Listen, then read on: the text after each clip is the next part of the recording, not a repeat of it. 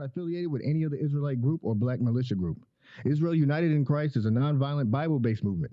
We do not advocate or condone any acts of violence against any race, ethnicity, or gender. We advise that if anyone hears or knows of any plots to cause harm to anyone or to break the laws of the land, you must contact the proper authorities to bring awareness to any possible threat, as stated in Leviticus chapter 5, verse 1 of the King James Bible. Shalom, Most High in Christ bless you all. We are Israel United in Christ, and this is the Armor God, Armor God radio show. Yeah. It's a big show today. Uh-oh. Look at all the friendly faces around the table. That's right. We got special guests in the house. We got many special guests. Yep. We got a lot of, we're going to introduce ourselves by our tribe. We're going to do that. We've been slacking on that a little bit. I'm Officer Rayuel, the tribe of Judah, so-called African Americans. Officer Jeremiah Olam, tribe of Judah. Officer Nahum from the mighty tribe of Gad. Officer Mishael from the tribe of Judah. Officer Issachar from the tribe of Issachar, Mexican Aztecs. Officer Joe from the tribe of Benjamin. Officer Sear from the tribe of Gad. And this is Officer Yarakab from the tribe of Gad. Soldier Ira from the tribe of Ephraim. Sister Zamira from the tribe of Gad, also called Native Americans. All praises. All praises. Northern Kingdom. Where the applause at? Yeah. Applause. Yeah, IT sleep. It's okay. Northern Kingdom. It's too late. I'm mad at y'all. All praises. We got mad Northern Kingdom in the house. All praises to the Most High. Hey, we here to teach you blacks, you Hispanics, and you Native Indians your true nationality. You are the Israelites according to the Bible. That's right. And we really focusing on those Native Americans and Hispanics today. That's right. Not to say you African Americans ain't important. We important. But we go over us all the time. Right. We got to deal with our brothers in Northern Kingdom. That's right. All right, so let's get straight into it. Let's go to Revelations. Oh, and if you want to call in today, the number is 252-632-0329. That's the call-in number, 252-632-0329. Please call in. We would love to hear from you on this topic. Are Native Americans the Israelites? Give me the title. Living on stolen land. That's the title. Living on stolen land. It's got a ring to it. It do, don't it? I wonder what it means, though. It sounds like something's going on right now. Let's go to Revelations, chapter 21, verse 11.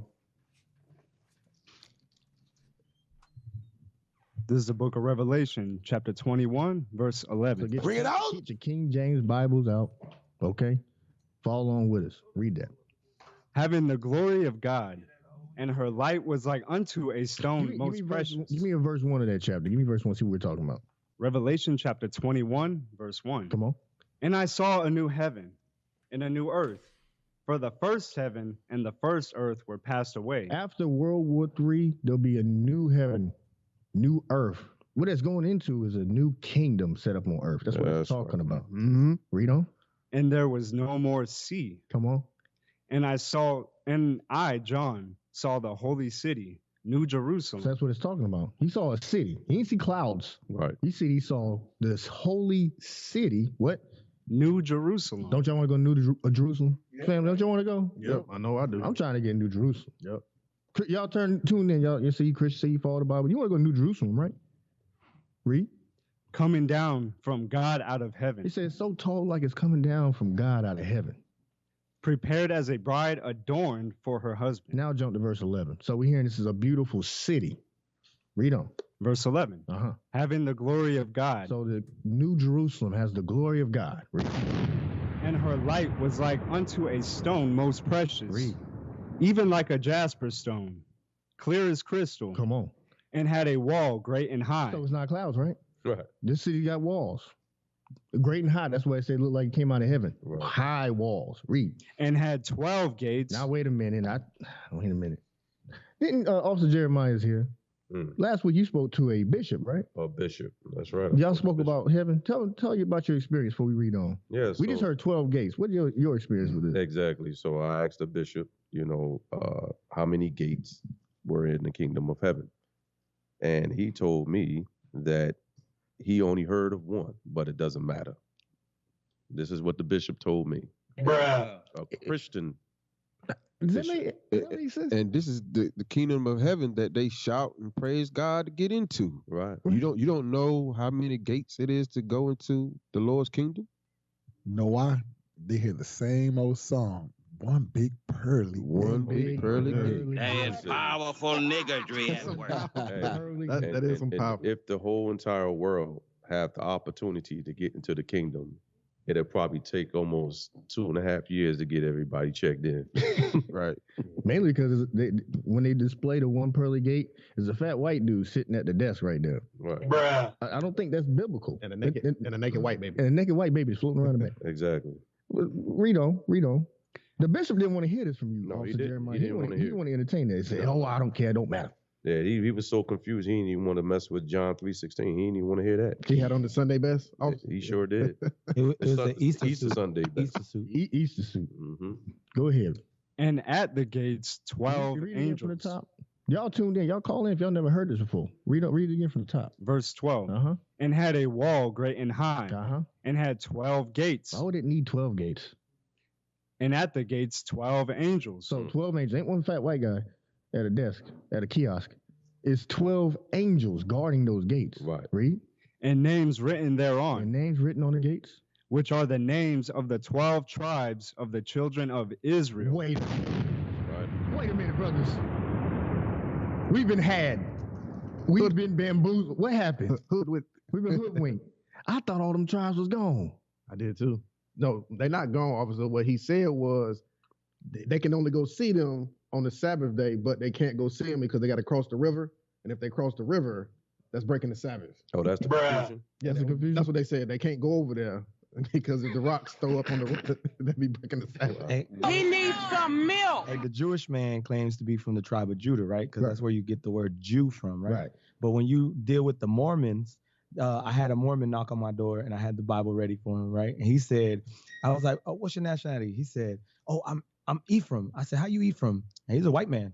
I said, "Well, why are you Ephraim?" He said, "Oh, when you come into this faith, you get to choose which tribe you are." Bruh. I said, "Hold on, you get to choose what tribe?" So I read him Numbers 1 and 18. And I was like, "Look, you are the seed of your father. That determines your tribe." So I told him I was Issachar, and he was like, the black guy that was beside him was like, "I never heard that verse." So he was like, "Yeah, they told me I was Zebulon." I was like, "What's your nationality?" He was like, "Black."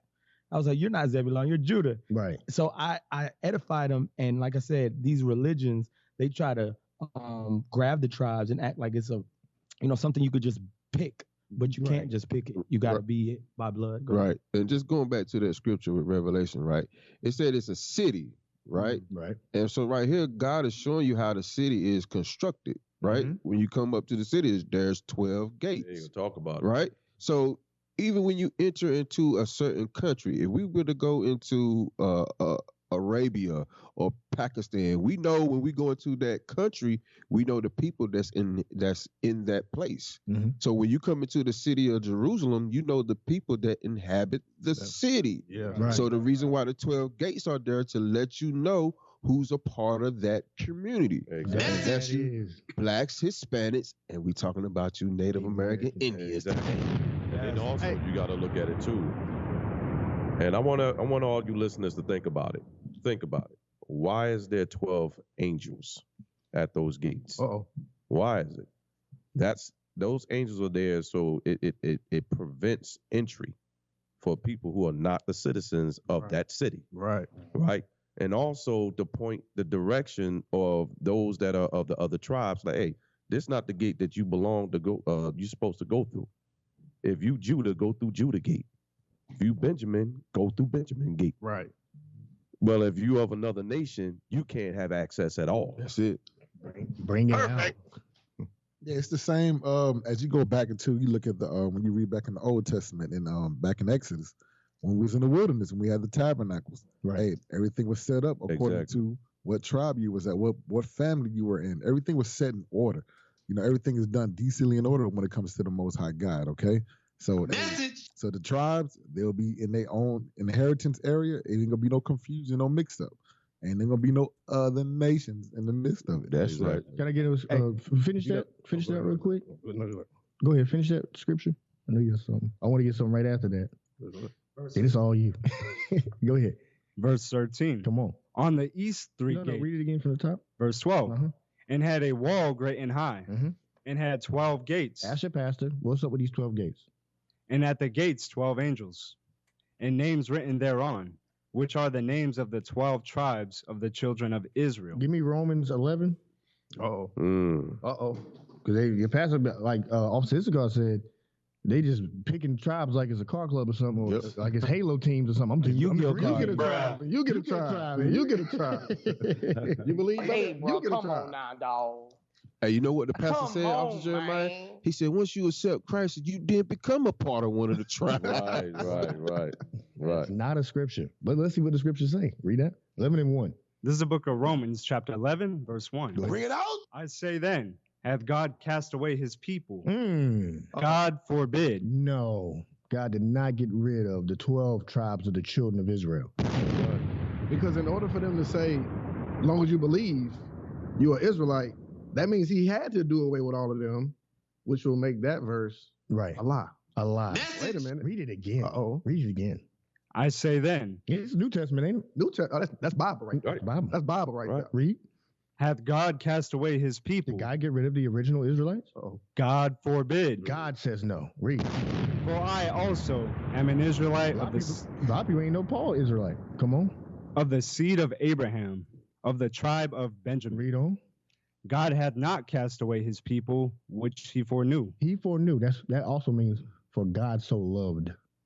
Is who he foreknew. It's the Right. same people. People with public school. But now Hey. we got people identifying themselves as Israel who are not Israelites. Like you somebody identify as a woman if you're a man, or you identify, that's what they're doing. Or Rachel Dolezal identifies as a black person. That's the same thing they're doing with our nationality because they feel like it. Right. Now they're an Israelite. No. We are the Jews by blood and by the spirit of this Bible. That's right. Bring it out. Real Israelites. Hey, and to that point of Revelations 11, it get Hebrews 7:14. Uh-oh. Get that. Because Paul recognized himself to be what? Benjamin, correct? Of the tribe of Benjamin. He's going through the gates of Benjamin, correct? Mm-hmm. That's the gate he's going through. Now watch this. Read that. This is the book of Hebrews, chapter 7, verse 14. Bring it out. For it is evident that our Lord sprang out of Judah. Out of who? Out of Judah. Out of the tribe of Judah. That's the tribe he's from. So all the so-called blacks or African American, they come from that particular tribe right there. So they're going to come through that gate. All right, that's all I got. All praises. So I'll see you guys. I'm just, I'm crazy. So remember earlier, all you. remember earlier when you was like, they always showed a picture of the fat white man at the gate. Yeah. Can I get something? Can I get 1 Corinthians 15? I think they say it's Peter or something. Yeah, I don't know. 1 Corinthians 15, 52. Because I just got quit. I'm stupid. I'm crazy. So Bring it out. the point is, he big and he fat and he at the gate. Ain't nobody in shape in the kingdom. Bruh. Ain't nobody in shape in the kingdom. I thought they had, because the script, watch what the script say. Read that. This is the book of 1 Corinthians, chapter 15, verse 52. I just want the top part. In a moment, in the twinkling of an eye. So the scripture says, in that moment, we're going to be changed in the twinkling of an eye. So all these ailments and stuff that we have, and all of that stuff, all the stuff that we have, the people out of shape. Yep. We ain't gonna look like that in the kingdom. Nope. But you said every time you see those pictures and people talk about it, it's a fat white man up there. Fat, overweight, old dude. I just sitting at the gate. I thought people was gonna be in shape in the kingdom. That's what I just thought. They turned the Bible into a fairy tale and they go off of what they show in movies, and that becomes the gospel, what you've seen in movies, because they only use white actors in movies. Yeah. Now watch it. Now we talked about, we've done enough Judas. It's Northern Kingdom time. Yeah. How did we end up with people over here before the white man was here? Uh-oh. Bruh. Somebody, I don't know, any of y'all want to explain that? How did we end up with people over here? Used to be Israelites, change their name. Anybody help me out? Yeah, I got something for that. Let's get the Bible real quick, but I also want to just give a synopsis. A lot of people, because when they read the Bible, they don't know who is who in the Bible. They can't put faces to it. So if you're Native American, you read the Bible and you don't know your biblical name, you can't actually be like, okay, this name stands for me. Like Donald Trump said, I'm a Roman. When he reads the Bible, he knows who his people are in the Bible. Chinese people, they read the Bible, they know they're Moab. So they read the Bible with understanding of who their ancestors were. But us as blacks, Hispanics, and Native Americans, we don't do that. So watch this scripture real quick. Now, this scripture right here was taken out in the 1700s by the Protestant church, right? They took the Apocrypha out of the Bible, the King James 1611 Bible. You can purchase this Bible on the internet. It costs about $200, right? 150 if you get it in leather like Sear. So yeah. I got no money. But nah, this is a very important part of the Bible that teaches the Native Americans and the Latinos how we got to this side of the world. Let's read it. This is a book of 2nd Ezra, chapter 13 and verse 45. Bring it out. Verse 40. 40. Those are the 10 tribes which were carried away prisoners out of their own land in the time of Hosea the king, whom Salmanassar, the king of Assyria, led away captive. Now, Ezra, he was speaking about 2 Kings chapter 17. This is why it's so important for us to read the Old Testament. Now, Christians don't want us to read the Old Testament. Well, you got to remember Romans 15:4 says all things written aforetime were written for our learning. We have to read the Old Testament to understand why the northern kingdom of Israel was being called Gentiles in the New Testament. But because we don't know that understanding, then we get indoctrinated by these doctrines of Christianity. You know what I'm saying? So it's very important for us to know the history. So read that again real quick, 40. Verse 40. Those are the 10 tribes. Now, these are the Latinos and the Native Americans. Read. Which were carried away prisoners out of their own land. The land was Samaria. When you read the Bible, Northern Kingdom lived in Samaria. That's why when you get to John 4 and you read about the woman with the well from Samaria, if you didn't know she was Latina from descent, then you wouldn't understand why Christ, when she was in front of Christ, she was like, I thought the Jews don't deal with us. I thought the blacks don't deal with the Mexicans. I thought the blacks don't deal with the Puerto Ricans. That same, because God said there's nothing new under the sun. That same thing is happening today. You got the Latinos not dealing with the blacks. You got the blacks not dealing with the Latinos. It's the same thing in the New Testament. It's the same thing after the split. We never dealt with each other. All right, go ahead. In the time of Hosea the king. Hosea was our king at the time. Go ahead. Whom Salmanassar, the king of Assyria, led away captive. Now you got the king of Assyria came and he conquered us, right? You read about that in the Bible. Read. And he carried them over the waters. And so came they into another land. All right, this happened around 722 BC. So they came and they conquered us and they took us into the land of Assyria, right? Go ahead. But they took this counsel amongst themselves. Now, if you read the Bible precept upon precept, you understand that this happened over 100 years later. So this is the Persian captivity when King Cyrus gave us liberty to leave. Go ahead.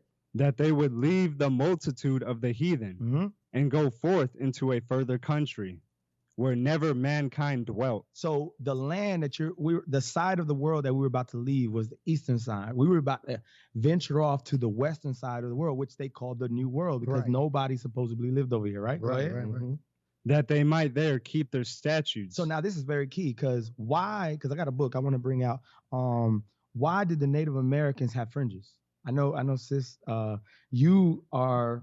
What part of the Native Americans are you? Which tribe? Well, I'm a member of one of the North Carolina state recognized tribe, and they're called Maharans. Okay, Maharans. You see? Yeah, Maharan. So you got the Sioux Indians, you got different types, Cherokee, Lumbee. So you know that you guys had fringes, like dangly strings on your clothes, right? Because some people might not know what the word fringe means, but it's supposed to be strings hanging down from your clothes. You guys had that, right? Yes. So read that part again in the Bible. It says, where they what?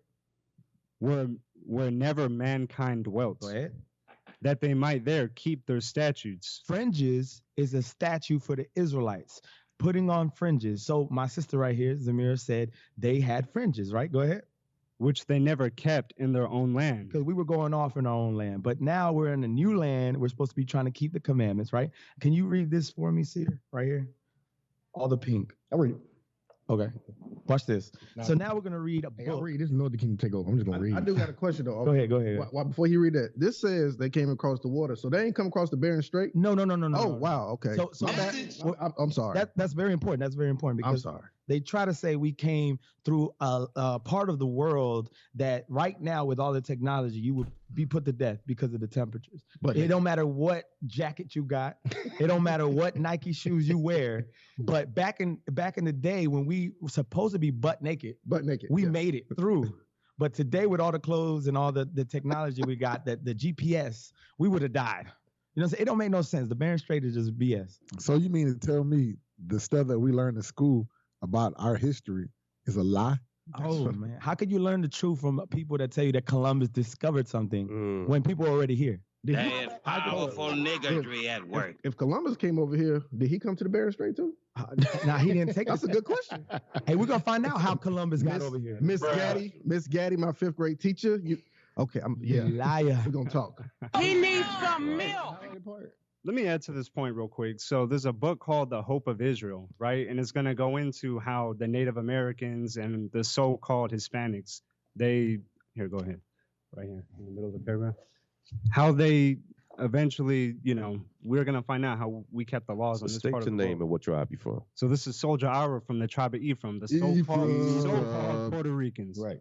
So you want this opinion? Yes. Okay, so this is from the book The Hope of Israel by Henry McLuhan and Gerald Dahan. I messed those names up. Hey, before you actually read that, you said of the tribe of what? Of the tribe of Ephraim. And what do they call you? Like the Boricua, what? The Boricua, the so-called Arawaks, but Boricua is actually a Hebrew Boricua word. Indians, right? Yes, sir. Okay. The Boricua is actually a Hebrew word. It means the brave lords. That's what it actually means. So go ahead and read that. Message. All right. To this opinion, add an argument taken from what logicians call a simile. For he that will compare the laws and customs of the Indians and Hebrews together shall find them agree in many things. Okay, read. Whence you may easily gather that the Indians borrowed those of the Hebrews. So it said easily gathered. So this is going to be obvious information the conquistadors found out about our people. Read on. That the Indians borrowed those of the Hebrews who lived among them. So they're being crafty here. They're saying borrowed, but this is actually just their own information, their own heritage brought down over generations. Keep reading. Before or after they went to the unknown mountains. The Indians of the Yucatan and of the Akuzma circumcised themselves. So they circumcised themselves. That's one law they did. Let's keep reading some more laws that they kept. Read on. The Teutons of New Spain and Mexicans, as Roman y Zamora in the Republica de Indias testifies, rend their garments if there happen any sudden misfortune or death. Wow. That's Joshua. Really? That's Bible right there. That's Bible. That's straight Bible. I was going into fasting and things like that when, we had to do our ceremony. So keep reading. Gregorio Garcia in that boy good. Hey, he good. Trying. He good on that. He good. Judah in Monarchia in Agazimium says that these words. How you say that? Guyana Capac. Just gonna skip through it. It'll be all right. Hearing that just Judah Atacupa fled for fear of the army of his enemies, rent his garments. The Mexicans and Teutons, or the Totonkazes, kept fire continually upon their altars as God commanded in Leviticus. Just a little bit more. Let's just get one more sentence. Those of Peru do the same in their temples dedicated to the sun. The Nicaraguans forbid their women lately brought to bed to enter their temples till they are purified. That's Bible. That's Bible right there. Hey. It's Leviticus 13 right there. This is a good one. The inhabitants of Hispaniola think those sin who lie with a woman a little after her childbirth. Wow. There's so much more. And the Indians of New Spain do severely punish sodomy. Yes. There it is. There it is. Leviticus 18, Hey, I got a question. What was the year, the timeline of that you're reading there, soldier? I believe it was in the 1400s. I gotta check. The 1400s, right? Right. This is before 1948, correct? Yes, sir. Absolutely. Okay. Absolutely. I just wanted to throw that out there. All right. Right. And the fringes, and to be more specific, the fringes, those are laws of God. Those are those laws we weren't keeping in our own land, but then they come over here and they begin to keep that custom again, that law. Bring it out.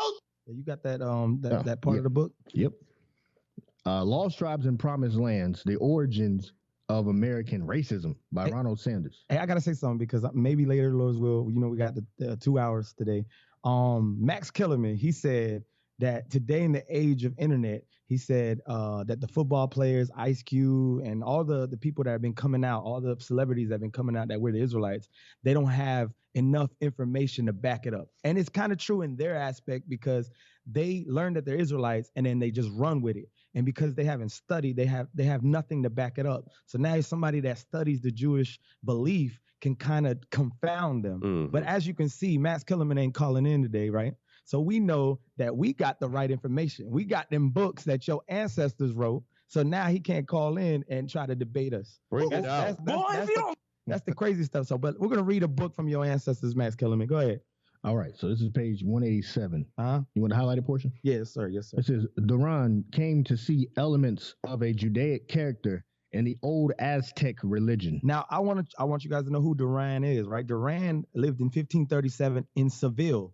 That's where the Moors ruled. The Moors got conquered in 1453 all the way to 1492. They got taken from their land. Those are black people. Those are the real Jews of the Bible. So what happened was Duran was born around the 1500s, and now he's studying what happened to the Native Americans, the lost tribes of Israel. Let's see what he finds out. It said, at first, this tendency appears only as a fervent search for Jewish genealogies provoked by Aztec customs. So now this white man comes to the Aztecs, and he's trying to figure out what's going on with us. Go ahead. Such as the eating of only unleavened bread. Hold on. What were the Aztecs doing? Such as the eating of only unleavened bread on certain days of the year. So they were keeping Passover. The Aztecs were keeping Passover. Matter of fact, if you Latino and you got a tortilla, that's flat bread, especially if you make it out of corn. Wow. That is unleavened bread. Wow. In time, this begins to seem to Duran, a white man, Jewish, like overwhelming evidence that the Indians are indeed descended from the lost tribes of Israel. So hold on. Go ahead. Oh, so you hear that part? He said overwhelming evidence, meaning he couldn't throw it away. Yeah, He couldn't. Yeah, you couldn't debunk it. Yeah, he could not debunk that thing, man. He said, dang, he said, these people here, and not just that, there was other things that he's seen, you know what I'm saying? That I'm pretty sure we're going to read on some of it. But hey, that's just to show you so-called blacks, Hispanics, Native Americans listening today, hey, take notes. This history, you will never look at the Bible the same. Because now you'll look at the Bible and you will see yourself in it. Hey, think about it. He said overwhelming evidence, right? So that means that he probably done had his table stretched out with all the evidence coming from everywhere else, and he just could not use that to prove otherwise than what he was reading.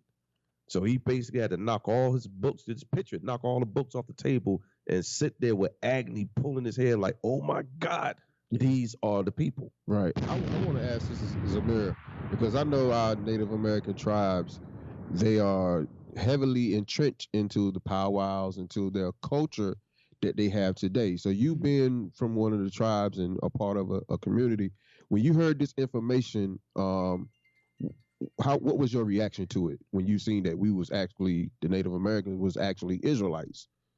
It was really mind-blowing. I was in shock and happy to hear this information because, you know, we as Native people, we really don't know who we are. We think we know who we are, but according to the Bible, we have no idea. No idea. Oh, praise. And you know, something else you finished Go ahead. something else, officer, that you brung out. You was talking about the Moors earlier, right? Yeah. When you go back when you do your little history, you know what I'm saying? When you go to the Moors actually come from Mauritania. When you go back from Mauritania, that comes back from the Yorubas. Yoruba was a name that they got from, what they call Jeroboam. And when you go into the history of the Bible, Jeroboam was over the northern kingdom. So when you look at a lot of these Moors today, majority of them are northern kingdom of Israel. You know what's interesting about that? You still see in Puerto Rico today the Yoruba artwork because we descend from those people. Because that was a northern kingdom. So just a little history. Hey, I got something to back you up on this same book that Duran said. It says Lost Tribes of Promised Land. I'll read it. Or just the bottom part about Moors. Because, you know, when you speak Spanish, you call a black person moreno or morena, which is, it just means black, right? So let's see what this author back in the 1500s knew. More was to serve often enough by itself as a synonym. We got a call. All right, we got a caller. Hey, caller, can you hear me? What's your name, question, and comment? Hello, caller. You on the air? Hey, caller, can you hear us? Yeah, I can hear you. Hey, Shalom, you're on with Israel United in Christ. What's your question or comment? What's your name? I know. This is Mr. Gregory. You think you got rid of me? Again, I had to call in. Hey, Shalom. Hey, how you doing, sir? How you doing? Yeah, you thought I had, because I didn't eat all my lamb and all that. Yeah, I thought you got rid of me. No, we know you around, Mr. Gregory. Good to hear from you. It's good to hear from you. Yeah, no. I keep eating that food. Who knows? I may become a soldier. Oh, man. All praise. All praise. You enjoying the show? Yes, Lord. Yes. I was surprised to hear what's the name up there. Yes, I'm listening. Zamir. They all yes, praise. I'm listening. Shalom, Mr. Gregory. Good to hear from you. How you doing? Well, I just y'all got it going on today. I missed the pastor. I missed Easter. I saw Peter Cottontail. I thought about what y'all said. Down the road. Yeah, leave that money alone. That thing pagan. Yeah, man, he was skipping and a hopping. And I said, he skipped by here, I'm going to eat him up. That's unclean. That's unclean. All that is unclean. All that rabbit and his eggs, all that unclean. Wait a minute, don't eggs? Yeah, stop. You said anything without scales ain't no good. And shrimps and scallops, and I don't even want to go there. Right. Now, what kind of fish can I eat? Fins and scales. Anything that has fins and scales that swim in the oceans, them can you eat? All right, give that scripture real quick for Mr. Gregory. That's something we, the tribes, there's some knowledge they had as well. There's certain things you can't eat everything. Right. Yeah. Mr. Gregory. Yeah. We'll touch on a couple of things. We show you what you can eat and what you can't eat. You got that in Leviticus 11? Yes, sir. Give me that about the fish real quick. This is the book of Leviticus, chapter 11, and verse 9. Bring it out. Bring the mic to you. Go and bring the mic to you. Oh, there you go. These shall ye eat of all that are in the waters, whatsoever hath fins and scales in the waters, in the seas, and in the rivers, them shall ye eat. Right. So it's letting you know, it's giving you a dietary law. It's explaining to you what you can eat that comes out of all the water systems, okay, that the Most High created. So he lets you know it's got to have both. It's got to have fins and scales, those two attributes, okay? I want to touch on one thing. It was one thing you mentioned about the rabbit, right? So jump to verse 6. Bring it out. Verse 6. And the hare. The hare, right? Y'all remember the hare is in the rabbit family. Rabbit descends from the hare. What does it say about the hare? Because he cheweth the cud, but divideth not the hoof, he is unclean unto you. Hear that? He is unclean. So if you eat this thing, just like you have a car, the car tells you to put in this specific type of oil, this specific type of fuel. Right. You put anything in there, otherwise, guess what? In the process of time, you might not get sick right then and there, but in the process of time, that vehicle is not going to run right. Yeah, that's right. So your body, you know what I'm saying? Your body is your temple. It tells you not to defile your temple, so that way you can be holy with the Most High God. And actually dealing with that particular type of animal, like the hares, the rabbits, and so forth, they high in cholesterol. Okay, so that's going to lead to heart disease and things to that nature, diabetes, and that pretty much plagues the Israelites in general. Right, and bring it out. That's why we fall suspect of things like COVID-19. That's why our communities hit so hard, because our diet is so poor. We're not following God's commandments, so He ain't working with us anyway. And then we putting these things that are unclean to be eaten in our bodies. Just because we can put a pin in our mouth don't mean we should chew it. You know what I mean? Right. And rabbits don't lay eggs either. Wait, what? Well, I'm gonna eat the egg and all. Look here, I just want y'all to know, just because you ain't heard from me, don't say I ain't listening, because I'll be listening. Hey, all praise. We got you listening, Mr. Gregory. You keep working on it, bro. All right. On it. All right. Shalom. All right. Let's get. Remember, you stopped at more. No, I'm saying we got more books. We definitely got more books. Oh, okay. Yeah. So it said more.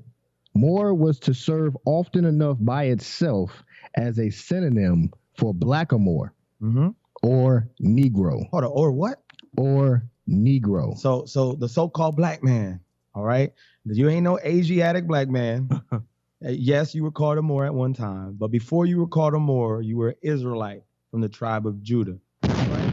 If you're West Indian, we got Benjamin. If you're Haitian, you're Levi, the southern kingdom of Israel. Yeah, and the word Moor, that's a what do you call a Latin word. Mm-hmm. So you had in Spanish, French, Romanian. All those languages there, those are all Latin languages, and the word moreno just means black. That's what they were calling us. Those are the blacks. Well, those were Israelites, okay? And it was a derogatory name towards us at that time. We didn't call ourselves the Moors because they still call us the Moors. You got to remember those castles and things that you see in Europe. We lived in those castles, okay? We were the ruling class. We were the royal family that stayed there. Then they overthrew us. That's why those places are now ruined. So Russia and Ukraine are fighting over our land, stolen land. Wow. Yep. Oh, back to the titles here. And remember. Oh, go ahead. Yeah, no, I was gonna say that may be one subject we may talk about on that topic there, going into Europe and going into the Dark Ages. Okay, that's right. So. And remember when the officer just mentioned Negroes. So, hey, you Native Americans, you Latinos and stuff, don't get it twisted, because back in the day, I think it was like the 1900s, a lot of the Native Americans, they made them classify themselves as Negroes so they can have, because they didn't want them to have access to the land. Mm-hmm. So a lot of them did that. So, like myself, I come from the Appomattox tribe, but when I did my research, they labeled my great-great-grandfather as Negro, but he was really a so-called Native American Indian. Wow. So they didn't want to give him that land. You think that's a lot of us? That's extremely a lot of us. Especially Officer Michelle. Yes. Yeah, Officer Michelle doesn't know he's from the tribe of Reuben. Shout out Reuben. Hey, can I get a scripture on the land, about the land? Yes, sir. Can I get Deuteronomy 27:17? Uh-oh. And after that, we got to get a clip. Go ahead. Because this what, the so-called white man, whether or not y'all know it, you so-called Native American Indians, and you blacks, he's got to pay for stealing our land. Right. All right? He's got to pay for that. Read that. The book of Deuteronomy, chapter 27 and verse 17. Bring it out. Cursed be he that removeth his neighbor's landmark. And all the people shall say, Amen. Right. So the white man is cursed for stealing this land.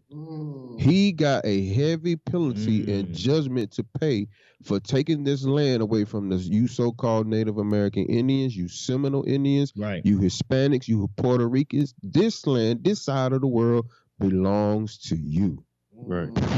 That's right. I'm going to back him up real quick. I want to give you Micah chapter 2, verse 2. Micah. Because when they came over here, they coveting. They like, but you got to get this. They got the best land. This whole side of the earth. You know what I'm saying? We didn't get a chance to finish reading up in Second Ezra. We better finish. We're gonna finish it up. But read what you got. Micah chapter 2 and verse 2. Bring it out. And they covet fields. They covered what? Fields. They saw the lands. They're like, we got to get this place here. We got to get them off the coast. They're still doing it today. Read. And they take them by violence. How did they take it by violence? When they brought smallpox, all these diseases. That was biochemical warfare. When they drop when they drop that when they drop that stuff on our people, and got them smallpox and got them sick. They wiped out a whole lot of tribes. Okay, then they stabbed us in the back. They came like they was friendly and stabbed us in the back and took everything. Read. And take them by violence. Take them by what? Violence. That's the proof. Read. And houses, and take them away, so that they oppress a man and his house, even a man and his heritage. Right, his heritage. Your heritage is what's entitled to you, what's been given to you from the Most High. The Most High, He set the people and the lands. That land, that's why it's called a promised land. Okay, on this side of the world, America, what they call America, which we call our surrender. We're gonna touch on that too.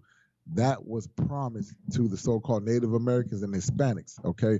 So also just let you know that part there where it says and they take away houses and stuff. So that's where you got these cities and things.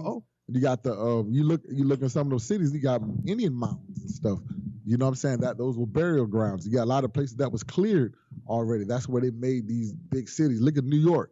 You know what I'm saying? They done stole all that from the Iroquois Indians. I just wanted to bring all that stuff. I'm gonna lamb back off you with the book. Chicken back. Chicken back. All right, There we go. Nate, hey, give me the title of that book. So this book is called Mysteries of the Mexican Pyramid. Go ahead. So this is page 16. Uh-huh. It says, as land was stolen from... No. It was treated it off. As land was stolen from the natives. So my sister Zamira, they were stealing our lands, the Aztecs, the Native Americans' lands. Go ahead. Great famines ensured. Mm-hmm. Yet heavy taxes were laid on Indians. And you know what's heavy about that famine? They used to kill our buffalo. In this other book that I got, they killed our buffalo off, like the scripture said, you know what I'm saying? In Deuteronomy 28. So they killed the buffalo, which was the main source of the Native Americans and the Aztecs for us to eat. So they oppressed us, right? Go ahead. Indians who refused to join the Catholic Church. Oh, hold on. And then they made us what? Indians who refused to join the Catholic Church. So you Native Americans, Aztecs, Mayans, you know what I'm saying? Y'all were forced to be Catholics. I saw this meme on Twitter. It said how we became Catholics, and you could just see the conquistadors like raping our women and having men by their hair. And I was like, dang, this is how we became Catholics. But that imagery, they try to push it off to Facebook and Instagram because they say it goes against policy. Nah, that was real history. All right, go ahead. Indians who refused to join the Catholic Church were horsewhipped. Hold up. Indians that didn't become good Catholics were what? Horse-whipped. All right, go ahead. So don't buy the book of the pants of Levi's. The Levi pants. They go into that. Go ahead. Had their heads shaved. Hold on. We're not allowed to shave our heads bald. They used to shave our heads bald. And were forbidden to hold office or title in their villages. Yeah, the part where it says horsewhip, real quick, I got to touch on that. This is when they tie you two horses. They have one horse on one side, a horse on the other side, and they smack the horse on the butt. Guess what happened? You get ripped in pieces. Yep. That's where you get the Levi pants, the Levi symbol. All right. So if you're wearing some Levi's, that's where before it was pants being ripped by two horses. It used to be a black man in the middle of that thing or a Native American man. Go ahead. All because we didn't want to be Catholic. Just because we didn't want to worship Mary.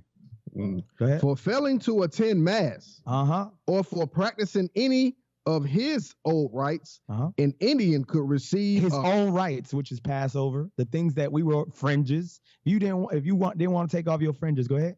An Indian could receive 100 lashes. 100 lashes. Imagine your child walks out with some fringes on. They grab your child and whoop them 100 times with lashes. Go ahead. According to the Spaniards, Indians were supposed to know only the Our Father. Okay. Ave Maria, Credo, and the 10 Commandments. So this is the doctrine. They gave you the 10 Commandments, even though they didn't really teach you how to keep it. They told you to worship Mary, and you had that one Father, that one Jesus, white Jesus. Go ahead. This part is good. Go ahead. Reading and writing were considered as dangerous as the devil. Hold on. What did it say that the Native Americans couldn't do? Reading and writing was considered as dangerous as the devil. So they said it's as dangerous as the devil. Come on, Why? man. Because when you read the Bible, you find out that you're an Israelite. That's what happens. And that's dangerous to them. That's dangerous. Matter of fact, the book of Eli, the movie, remember? He said, with this book, I could take over the world. He said all the people, all the security guards he had around him, he said, they're dumb. He said, they do what I tell them. But he didn't like Eli. Remember? You watched the movie, book of Eli. Yeah, because he was like, man, why is this book so important? He said, because it got power. That's it. Yep. So they don't let us read it. Can we get back? I want to get to Gad, because we got to get to Gad before it's over, right? Go ahead. Read how we got to this side. How did the Native Americans get to America? Go ahead. This is a book of 2nd Ezra, chapter 13, verse 40. Those are the 10 tribes which were carried away prisoners out of their own land in the time of Hosea the king. You can read faster. Whom Salmanassar, the king of Assyria, led away captive. 722 BC. Go ahead. And he carried them over the waters.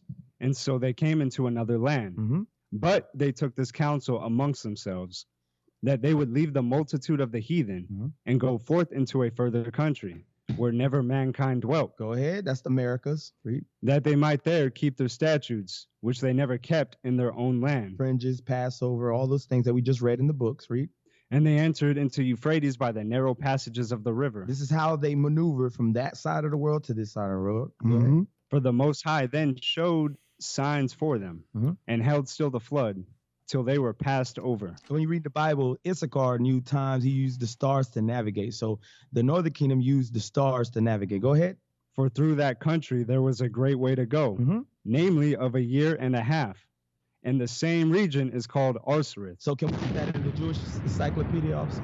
I know you guys might have not had that. Bring it out. All right. Oh, we got it. We're looking up the word Arsareth. And I'm pretty sure a lot of you didn't learn this today in your Christian churches. Hey, while he gets that, I'm going to read this. It's called Origins of the American Indians by Lee Huddleston. All right, another white man, scholar. He says, page 35. Briefly, Luminous argument was that the 10 tribes of Hebrew exiled to various parts of the Assyrian Empire by Shalmaneser had escaped to Arsareth, America. So this book right here tells you that Arsareth was America. So it's important to read, but guess what? It was as dangerous as the devil. I got it from the Jewish Encyclopedia, in case we need a white man to co-sign on it. JewishEncyclopedia.com. The name of Arsareth, the name of the land beyond the great river. Max Kellerman, pay attention. Far away from the habitation of man, in which the 10 tribes of Israel will dwell, observing the laws of Moses. Fringes, Passover. Until the time of the restoration. Wow. According to 4th Ezra, chapter 13, verse 45. Columbus identified America with this land. Message. That's Bible right there. That's it. All right, so we're going to read that verse. Where'd you read that from? That's from the Jewish Encyclopedia. So it's not like an opinion piece. Right. This is an encyclopedia. Oh, so white man wrote it. Yeah, and we wouldn't be allowed to read it back in the day, apparently. Hey, so what it's telling us, they know who you are. Look, in order for somebody to take your nationality away from you, they got to learn everything about your nationality, and then they got to try to be you and act like you. So then they have to put the ISH at the end. Right. I'm a Jewish man. And then make the book $1 million. Yeah, and the book was $1 million. And then make the book $1 million. Can you read verse 46? We're at the last verse. Watch what it says right here about the 10 tribes. Verse 46. Then dwelt they until the latter time. So the Native American, the lost tribes of Israel are going to be on this side of the world in America. What? And they what? And then dwelt they there until the latter time. Until Christ come back. And now when they shall begin to come. So when you read the Bible's letting you know that the Israelites are going to be on this side of the world. We're not going to be in our own land, right? Because our land was prophesied to be desolate. Absolutely. Hey, and I got to ask Sister Zamira, do you have any particular type of stories or anything that you can share with us that your maybe your mother, your father, your grandparents shared with you pertaining to your tribe or what the Northern Kingdom experienced? I don't have any particular stories that I can think about right now, but our chief, before he passed, he did share with us some things about how we migrated to the Virginia area, North Carolina area, and that's how we came to be Maharan tribal members. And are you able to mention the chief name? You know his name or Chief Wayne Brown? Okay. Yes. Okay. Yeah. Praise so, and just to go back a little bit, as a Native American, you never really think about how we actually came to this part of the world. We always thought that, we've been here. That's something that we've never questioned, I don't think, as a people. So just knowing that this information, the scriptures are in the Bible, it's just, it puts everything into perspective. So let me ask you this question, Sister Zamira. When you think of CRT, which is critical race theory, this is something that they're removing from out of the public schools because they feel as if that history itself is tainting the mindset of the children in America now to hate one another. Do you think that in time will affect the quote unquote Native American Indians? I do think that our children, we need to know our history. Right. They want to remove that in order to make the white man feel better about themselves. They don't want their children to know this information. I do think it's very important that we as a people, we know exactly what happened to us, the things and why it happened, so. Message! And that's amazing because somebody get Zechariah 11 for me, 11 and 5. Because this is exactly what's going on nowadays. our enemies, in other words, let me just say it like that, will do certain things and have done things in the past and try to cause those things to evaporate, or in other words, as if it never happened before. So read that real quick. Book of Zechariah, chapter 11, verse 5. Bring it out. Whose possessors slay them and hold themselves not guilty. Y'all hear that? Who possessors slay them. We know what happened with the Northern American, Native American Indians. We know what happened to them. They were taken down, correct? Mm-hmm. They were slain, just like when you look at the African Americans. Same thing with us. But then they hold themselves not guilty. By having the CRT, which is critical race theory, removed, that's them holding themselves not guilty, because all of the atrocities and things that they did to the Native American Indians can be found in history books. Right. So they want to remove those things out of the way, not just from the school, but just from off the historical records, period. Right. So you have anything else, sis, that you want to share? No, but it's all of this information that we're sharing today. It's very vital that our people listen in and that they take heed to this information and do your own research. Right. You know, so that's really all that I have right now. Hey, I sent a link to you, T. We got a lot of clips. We're going to do overtime today, so we'll go off the air live, but we will continue. And the conversation is going to pick up on YouTube, IUIC Raleigh. It's not going to be live, but we're going to drop the video later. But I sent you a link to deal with what Officer Jeremiah and Sister Zamira were talking about. If we play it from the beginning, it's going to talk about why is there a division. Give me verse 14 while they're getting that. Same chapter. Why is there a division between us? We're sitting at the table now with Sister Zamira, Officer Nahum, Tribe of Gad. We're sitting here with Soldier Ira, the Tribe of Ephraim, a Puerto Rican. We would not normally be sitting at a table talking about issues in our because we'd be separated. We wouldn't think of it as one nation. We'd be like, the Puerto Ricans got problems. Well, the Indians got problems. The Negroes got problems. But watch what's going on right here. Play that from the beginning. It's only about 2 minutes. Go from 0 to 55. Listen to this. Now, pause. They don't know what we're looking at, but this is I believe this is a Native American woman, and she's going to talk about how they got integrated and assimilated into Caucasian society and taken away from us. Read that. Oh, play that. I was adopted by a white missionary couple. I was adopted. Immediately placed for adoption. I was in foster care with one family for 18 years. They were white. Pause. Everybody you're hearing from is different shades of brown. One of them looks like a Negro. They're all, what is it, First Nation or Native American, all of them. And they're talking about how they were adopted immediately to go into white families. Play on.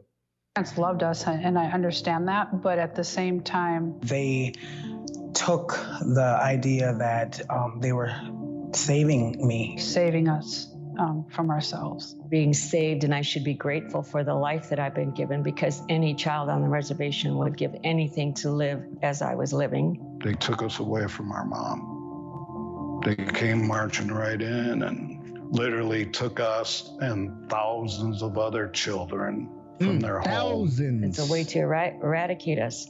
And to go to a nation's children is one of the sure ways to do that. Is that 55 seconds? Pause right there. Give me that scripture. Zechariah 11:14. Zechariah chapter 11, verse 14. Bring it out. Then I cut asunder mine other staff, even bands, that I might break the brotherhood between Judah and Israel. You see that? That's part of that's the curse on us. Our brotherhood was broken, and the white man was the tool God used to punish us. He broke us in half. The white man came in there, he said they adopted thousands. That's not out of the goodness of their heart. Right. Bruh. They want to take the Indian. What do they say? Save the man and kill the Indian. That's in this video. So go down. I want you to get 1 minute. Go about 1 minute. Oh, let me find it again. Go to 1 minute in. 1 minute. Then go to 141. I got you.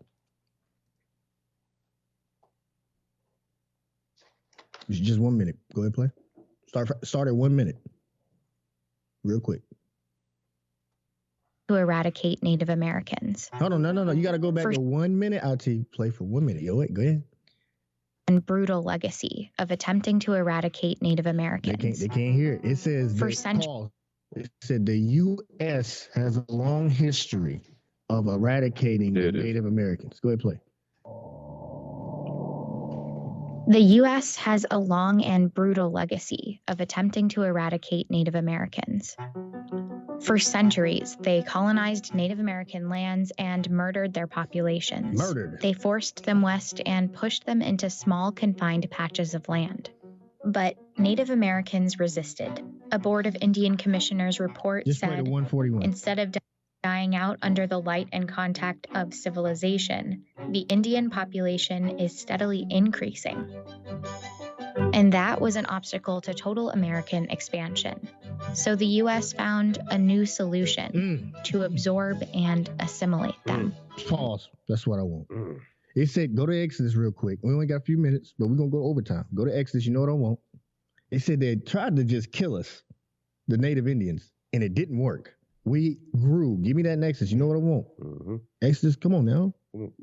Exodus 1. You know what I want. Exodus 1 and verse 11. Bring it out. No, 10. Uh-huh. Come on, let us deal wisely with them. This is the Egyptians during the time of Moses. Read. Lest they multiply. That's what happened here. The white man was trying to get rid of Gad and Reuben, but they but they multiplied regardless. Read. And it come to pass that when there falleth out any war, they join also unto our enemies and fight against us, and so get them up out of the land. You see that? They said, we got to deal wisely with the tribe of Gad and Reuben. We got to kill them. We can't kill them. Right. Let's assimilate them. Let's make them white people. That's what happened. Go ahead. Yeah, give me Psalms chapter 83, and we'll start at verse 3. Yeah, we're gonna just to say it's saying the same thing with what he just brought out here in Exodus chapter 1, right? Hit that for me. This is the book of Psalms, chapter 83 and verse 3. Bring it out. They have taken crafty counsel against thy people and consulted against thy hidden ones. Right now, yeah, because right now we are the hidden ones. We don't know, none of us knows that we descend from Israel, okay, as a nation, the blacks, Hispanics, and Native Americans. But today we're dealing with the Native Americans and the Hispanics, right? So they say they have taken crafty counsel. All this right here, all nations come together to do this, but in this land here, the so-called white man came and took crafty counsel to destroy our people. That's on a wider scale. Psalms 83 is on a wider scale, dealing with all the tribes. Right, and we're going to cover that in our second half. Hey, shalom, Most High in Christ bless. Hey, this is the Armor of God. Armor of God radio show. Yeah, buddy. We're back with overtime. Yeah. OT. Yes, sir. Northern Kingdom takeover. That's right. And what's the topic? Give me that topic one more time. Living on stolen land. So this is overtime. And I think we're still going to have a part 2 next week dealing with it. We just had Sister Zamira on here talking about Gad. And we want to go straight into a video clip. Hey, we got Officer Abraham in the building. Come on. Everybody give it up. Officer Abraham. Take a seat. Lose the book bag, brother. Lose the book bag, brother. Just in time for overtime. Let's bring your Bible. Let's go straight to that clip. This is Russell Means. He's a Gadite, so-called Native American. From the Sioux Indians. So-called Sioux Indians. You got those timestamps, T? Yes, sir. All right, go ahead and cue those time. You want to say anything else, Abraham? Go ahead, speak on it. What tribe are you? What tribe you from? I ain't know the kingdom. Come on, man. Hold on, let me say this first real quick. When the split did happen, he was Northern Kingdom. He was. Then we kicked him out. Guess whose fault it is that I'm not in Northern Kingdom now? Whose fault? It was Dan. We replaced him with Dan. What a trade. All right. Y'all got the timestamps, IT? All right, play on. Start with the first timestamp. Before you as a spokesman for my people. He's in front of the Congress. American Indians of the United States of America. In these United States of America, this great country of ours, we American Indians, we can be anything we want to be, except American Indians. Pause. Paul, you want to bring something up? Oh, you talking about the color blue. Go ahead. So he said we could be anything we want to be except Native Americans. Uh-oh. Let's let it play on. Let it finish out. What's he talking about?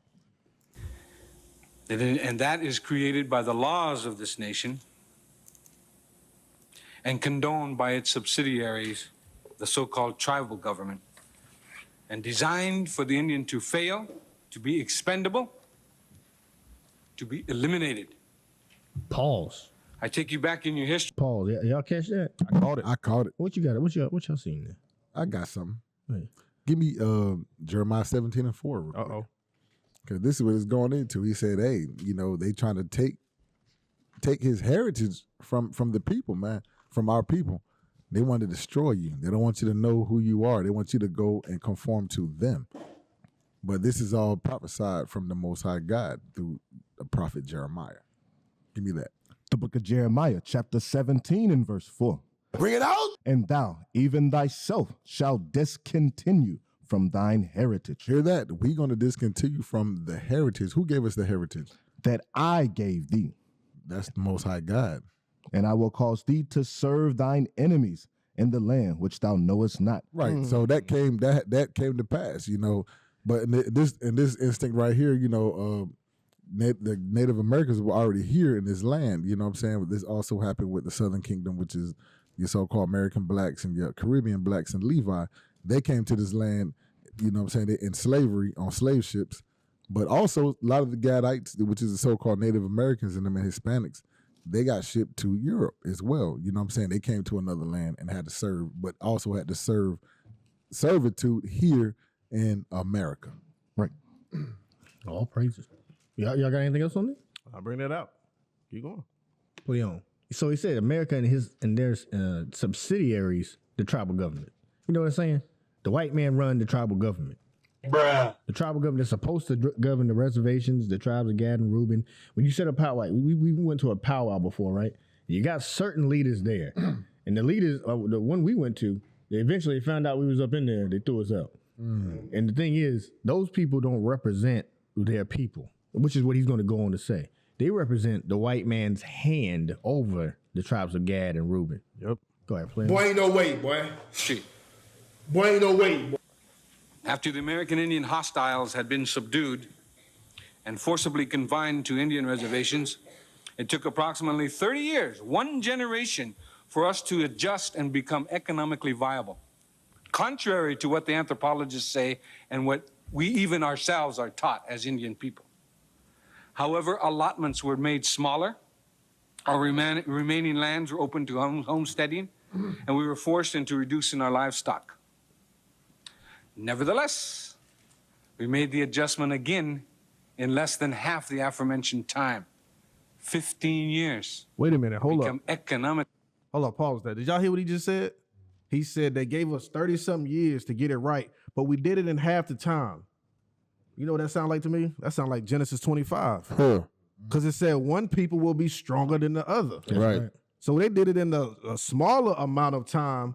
They did it in 10% of the time because 3 out of 30 is 1/10. Mathematician. Mathematician. So that lets you know who are the stronger people. Because if it was left up to them to do it in 30-some years, they probably would have took the whole 30, maybe even more. And died. And died in the process. We forgetting this is their land. This is the tribe of Gad and Reuben's land. Yeah. They know how to cultivate and work the land. The white man don't. But what is he doing? He putting these false measuring sticks. But really, he's got an agenda. He wants you on the reservation. Right. We're trying to work our way. We're going to find a way to get you on this reservation to diminish your numbers. Which is crazy. Like, you know what? If y'all want to stay here, y'all got 30 years to do it. Yeah, we did it in 15. This is my land. How you figure? I don't know how to. That don't even make sense. It makes no sense. We're going to survive in our land. Yeah, that I mean, that's it on that. We got more. No, there's more. You play on. Economically self-sufficient again. But once again, the American Indian was forced into reducing our livestock. The boss farmer concept was instituted. We were told what, when, where, how much, and how little we could grow. Stop. This applied to agriculture. Stop. Give me Deuteronomy 28. Come on. Give me Deuteronomy 28, 15, and 16. He said, we were told, wow, man, it ain't God telling them. It's not their gods. You know, they worship pagan gods at one time. It's not the Most High God. It's the white man saying how much you can grow to eat. That is called oppression. Right. Give me Deuteronomy 28. As a matter of fact, give me 28 and 29. I want that one. The book of Deuteronomy, chapter 28 and verse 29. Bring it out. And thou shalt grope at noonday, as the blind gropeth in darkness, and thou shalt not prosper in thy ways. The white man don't want you to succeed. He's setting rules for Gad not to succeed, for the native Indian to suffer, to die. Why would you tell them they can't grow but so much food? We got to eat food. Yeah, you're going to give them a set time and then say, oh, when you see they about to hit that mark, look, you can't grow this much at this time. That sounds crazy. Move the goal line. What they call shifting goalposts. Yep. You know, when I was young, we grew our food everywhere around this area.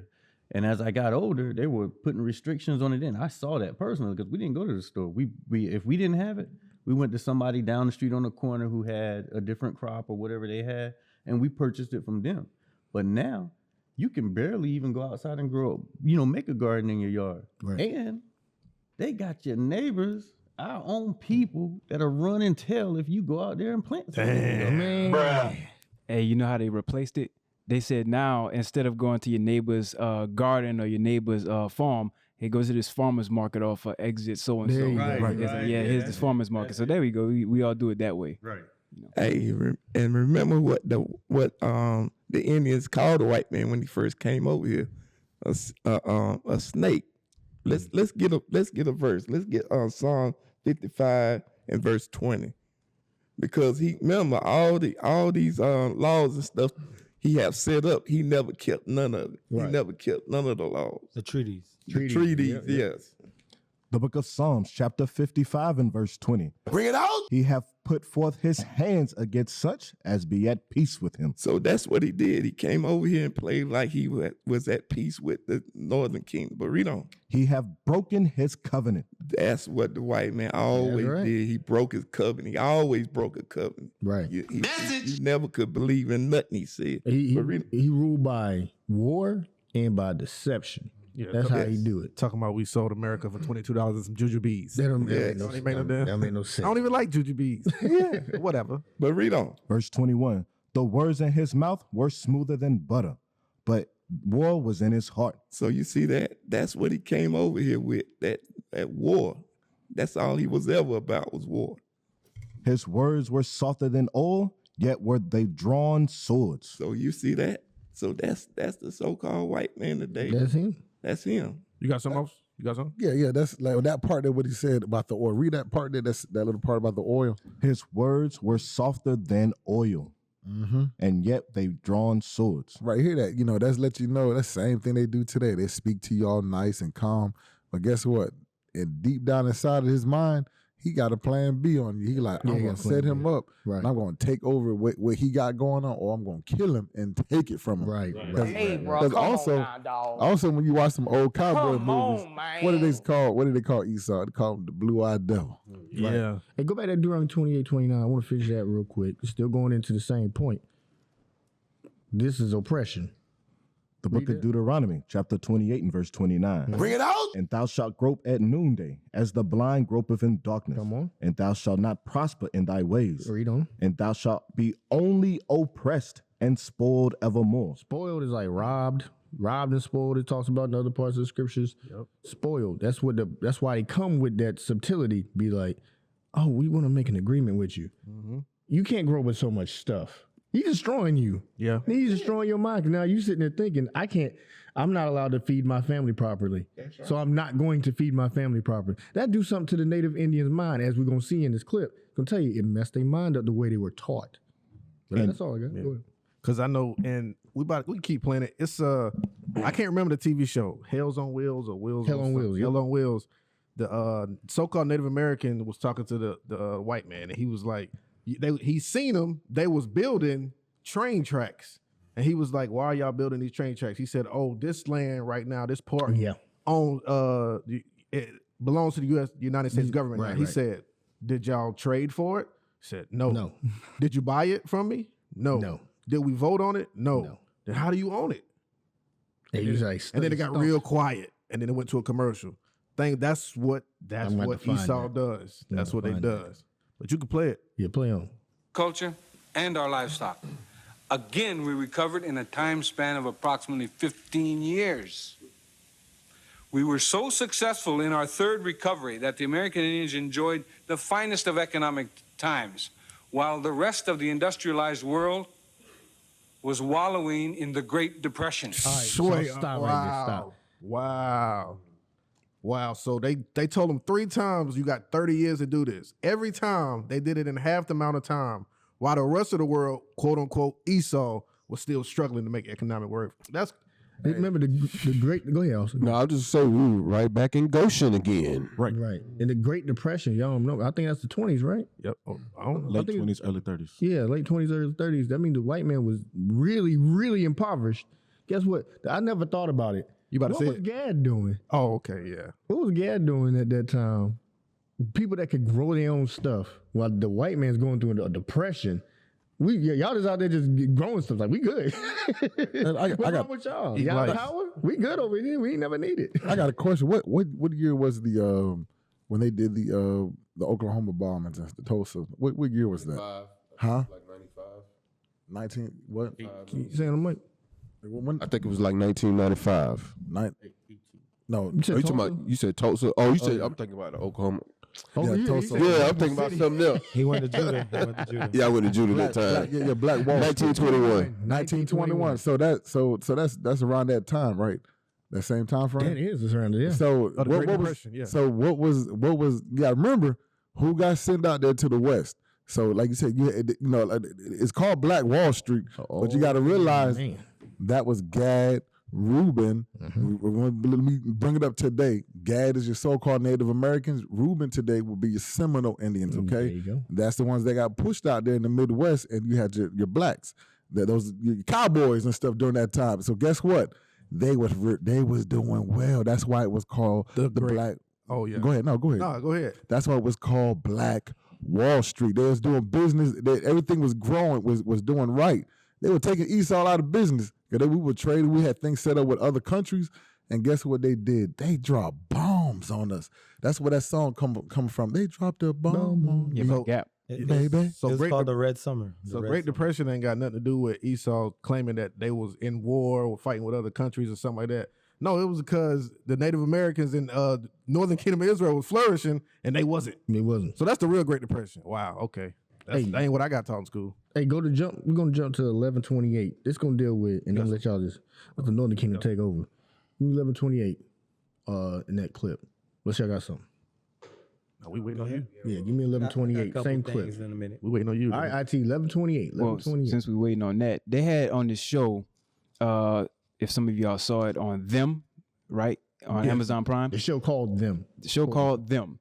On there, at the very beginning of it, it mentioned how during the 1920s, well, from like the 10s, 20s, 30s, and whatnot, there was a great migration from the east side of the United States going all the way over to California, and it was a boom, right? A lot of the blacks went over towards the coast of California all the way toward Oklahoma, and they were flourishing, and it was a time of great prosperity. That same time, around that same time in history, it was when Black Wall Street was flourishing, black communities were flourishing, economics in the black community was flourishing, right? Then they wound up like what you was bringing out. Then they bombed it, right. And then they destroyed it. They didn't want to see none of that because their neighborhoods were starting to get taken over. Then they created the Red Line. That's when they started to gentrify. That's when they started doing all of that. Right, and you can see some of that history too. Also in the movie, if y'all never seen that movie with Denzel Washington, The Devil in the Blue Dress. I've seen that. And how they said you got a lot of people from Texas and all them places. They migrated west to Los Angeles, California. That's how that got going. That's how the blacks moved into them areas. Because in the movie he said he was one of the only black people that owned his own house. Yeah. Okay. So I know you mentioned Oklahoma earlier officer. We're gonna bring that out too. You go ahead. Okay, go ahead. Play on. You got 1128. Yes, sir. All right, go ahead. That sets us apart from the industrialized world. These facts surface in our tribal statistics, and no one attempts to do anything about it except for a few social workers and reservation police. Damn. This new statistical horror is women and child abuse. We back child sexual abuse. What's the date on that? January 31st. I think it's the correct date. January 31st, 1989. Yep. They talking about Gadite sexual abuse. I wasn't even born. But that's something we deal with today in areas. Where's the Gadite women? They're in sex trafficking. Yep. And the children. That's going on today. And he's mentioning it over 30 years ago, I think. That's where we are. About 30 years ago. Yeah. 33 years ago. 33 years ago. He'd been said something. Watch out, they doing this, and then nothing's changed.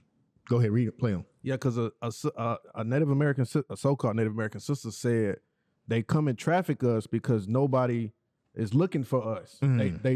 They're not classified. You know, it's a lot of the, you know, white people and, you know, but it was like they don't think of the Native American tribes and stuff. So when we get trafficked, we're not even really getting searched for. Right. So they just keep taking us, snatching us. Right.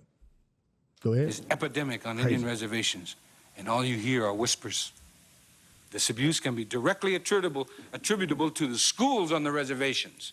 Education in the BIA, public, the contract, and missionary schools do not teach positive values from non-Indian culture, and in collusion with the BIA, certainly do not allow Indian culture and values to be taught. Pause.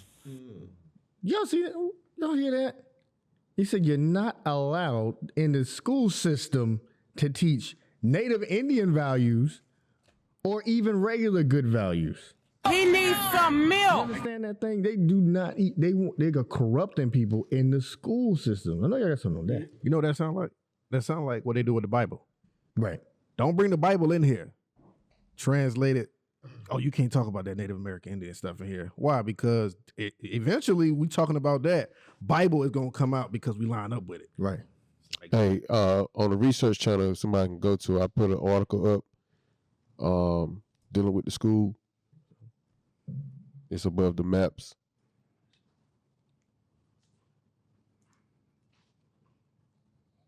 I got you.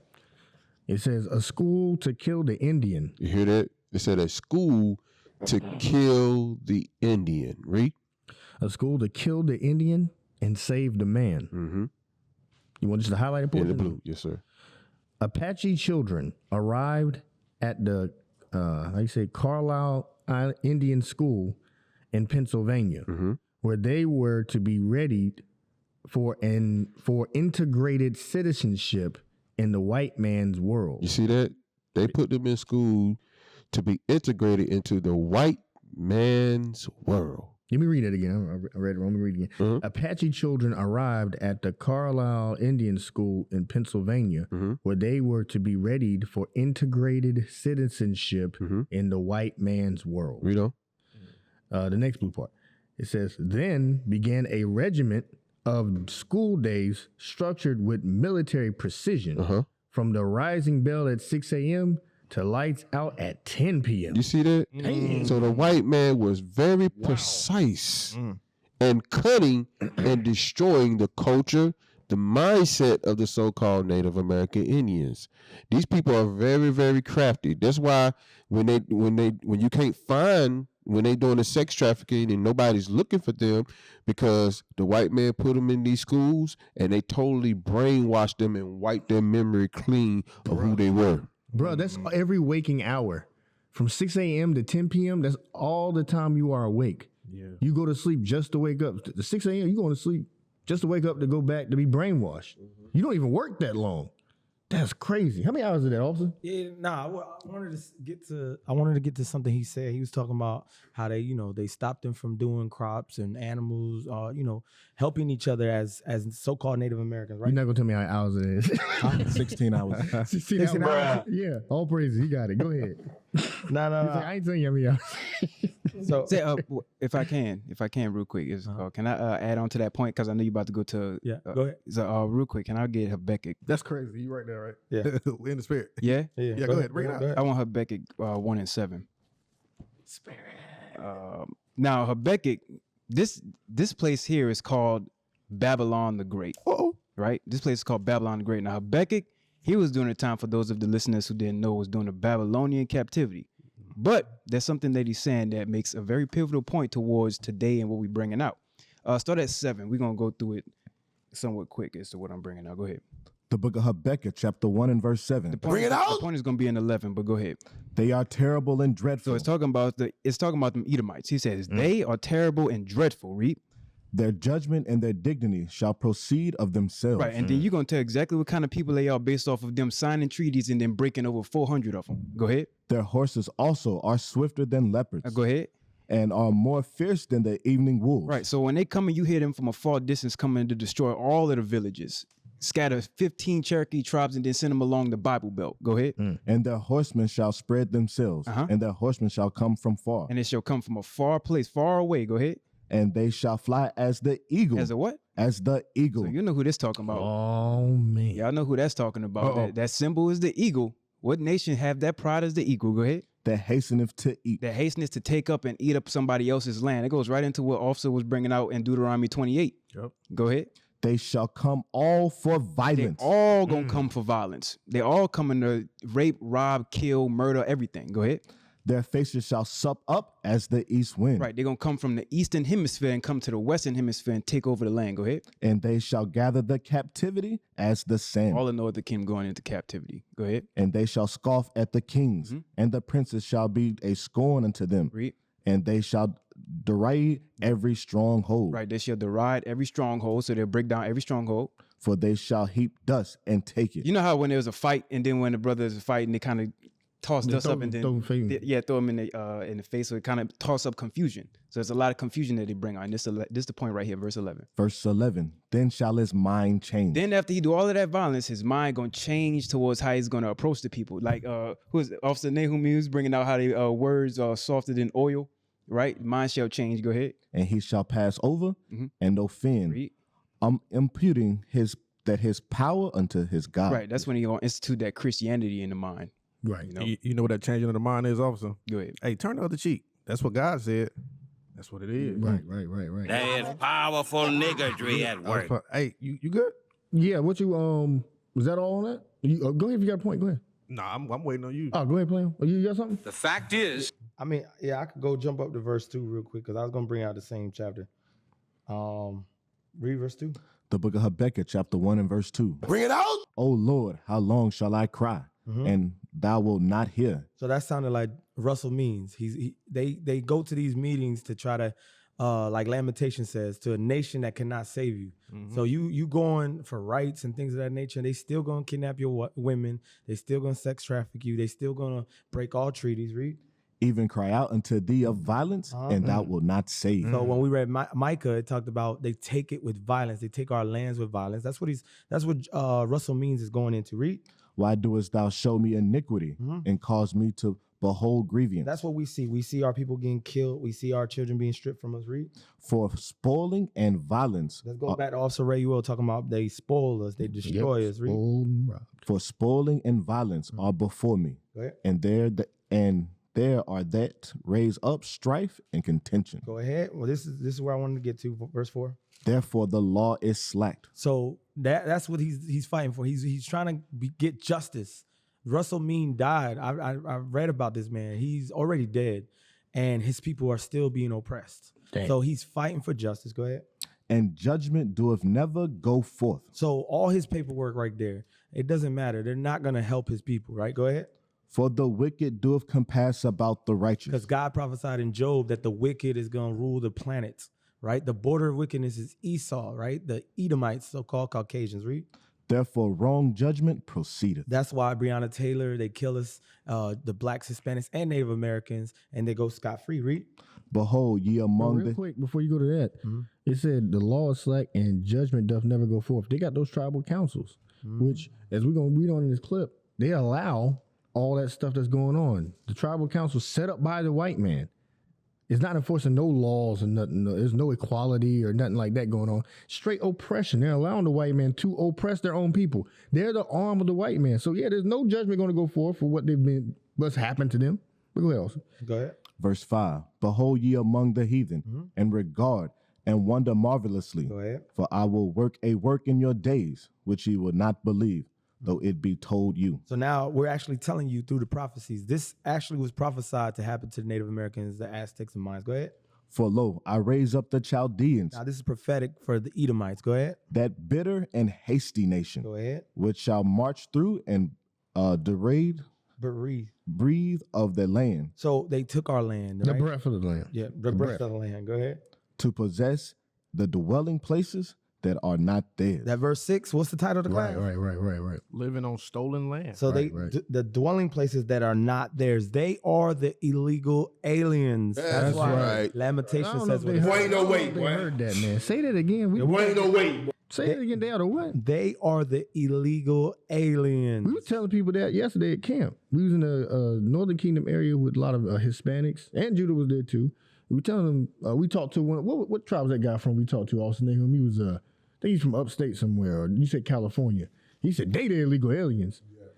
You gotta say on my end right here. He was Issachar. He's a tribe of Issachar, right? So we could sit down. That's how we got this, how do you call it, a gap or division between us. But when we start talking facts, we'd be like, hey, who really owned this land? Is it you or me? Mm-hmm. We got restaurants and stuff, but who took over this? They the illegal aliens. Yeah. But they got us in these politics like, oh, we don't want no illegals coming across the border. What the hell are you talking about? There won't no damn border for the white man got here. It's one piece of land. What natural border is keeping you from going from here to there? All that was called Mexico. We got maps on that, right? Yep. Y'all want to go into that? Oh, yeah. Hey, can I make a comment with this video? Because he's sitting before a senator named John McCain. Yeah. Many of you know his daughter that's on The View. Right. Megan McCain. Right? Yeah. And we sitting there begging the white back a little bit on. Yeah, go ahead. We sitting there begging the white man. Right there. I'm sorry. We sitting there begging the white man for crumbs. Right. You know what I'm saying? Right. And that right there is just showing you the destroying mind state of our people. Like we gotta go beg for something that's already ours. Right. We trying to get the crumbs, man. Yeah. It's sad to see this, you know what I'm saying? And he just sitting up there smirking and looking like, yeah, right. You know what I mean? So it's crazy, man. Yeah, you wasting my time. That's what it look like. Hey, can I get a script on that real quick? Yeah, please. Give me that in Psalms 58 and verse 4. Oh, praise. Psalms 58 and 4.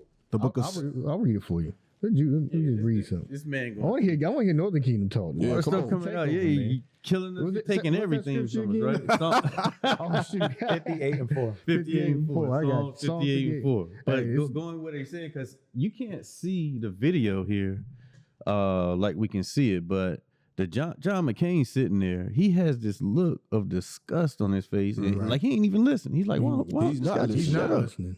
He don't care. Why am I here? Right, exactly.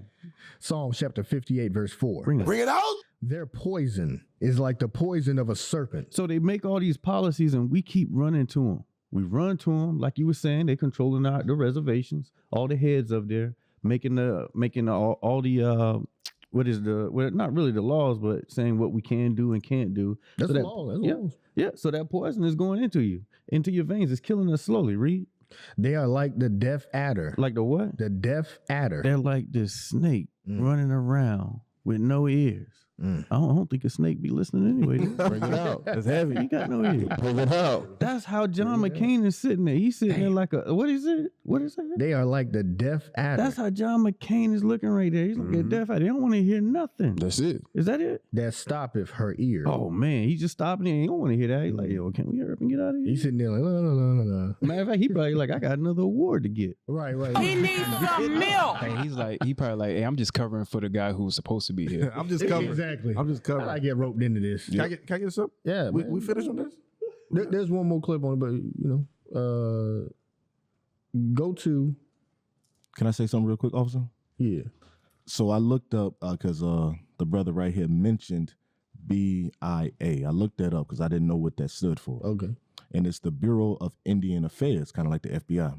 We know what they got set up for, right? Oh, man. 3-letter organizations. So this is the mission statement. It says the Bureau of Indian Affairs mission is to enhance the quality of life, to promote economic opportunity, and to carry out the responsibility to protect and improve the trust assets of Indian Americans, Native Americans, and Alaskan natives.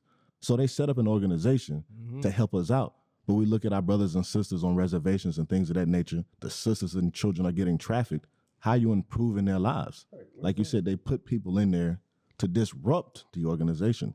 Every time we did something, 30 years we improved. Oh, we're going to move the goalpost. Right. Y'all supposed to help us, but every time we turn around, y'all biting our hand. You know what they do? They go plant them $5 Indians up in there. Oh, yeah, that's what they're doing. That's what they do. That's what they're doing. $5 Indians.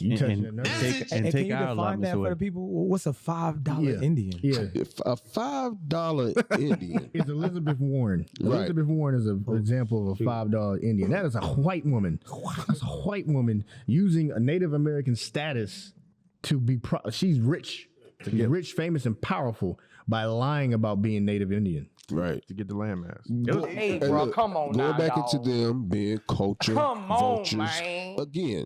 Oh. They take everybody culture and they make it their own. That's the history of the so-called white man.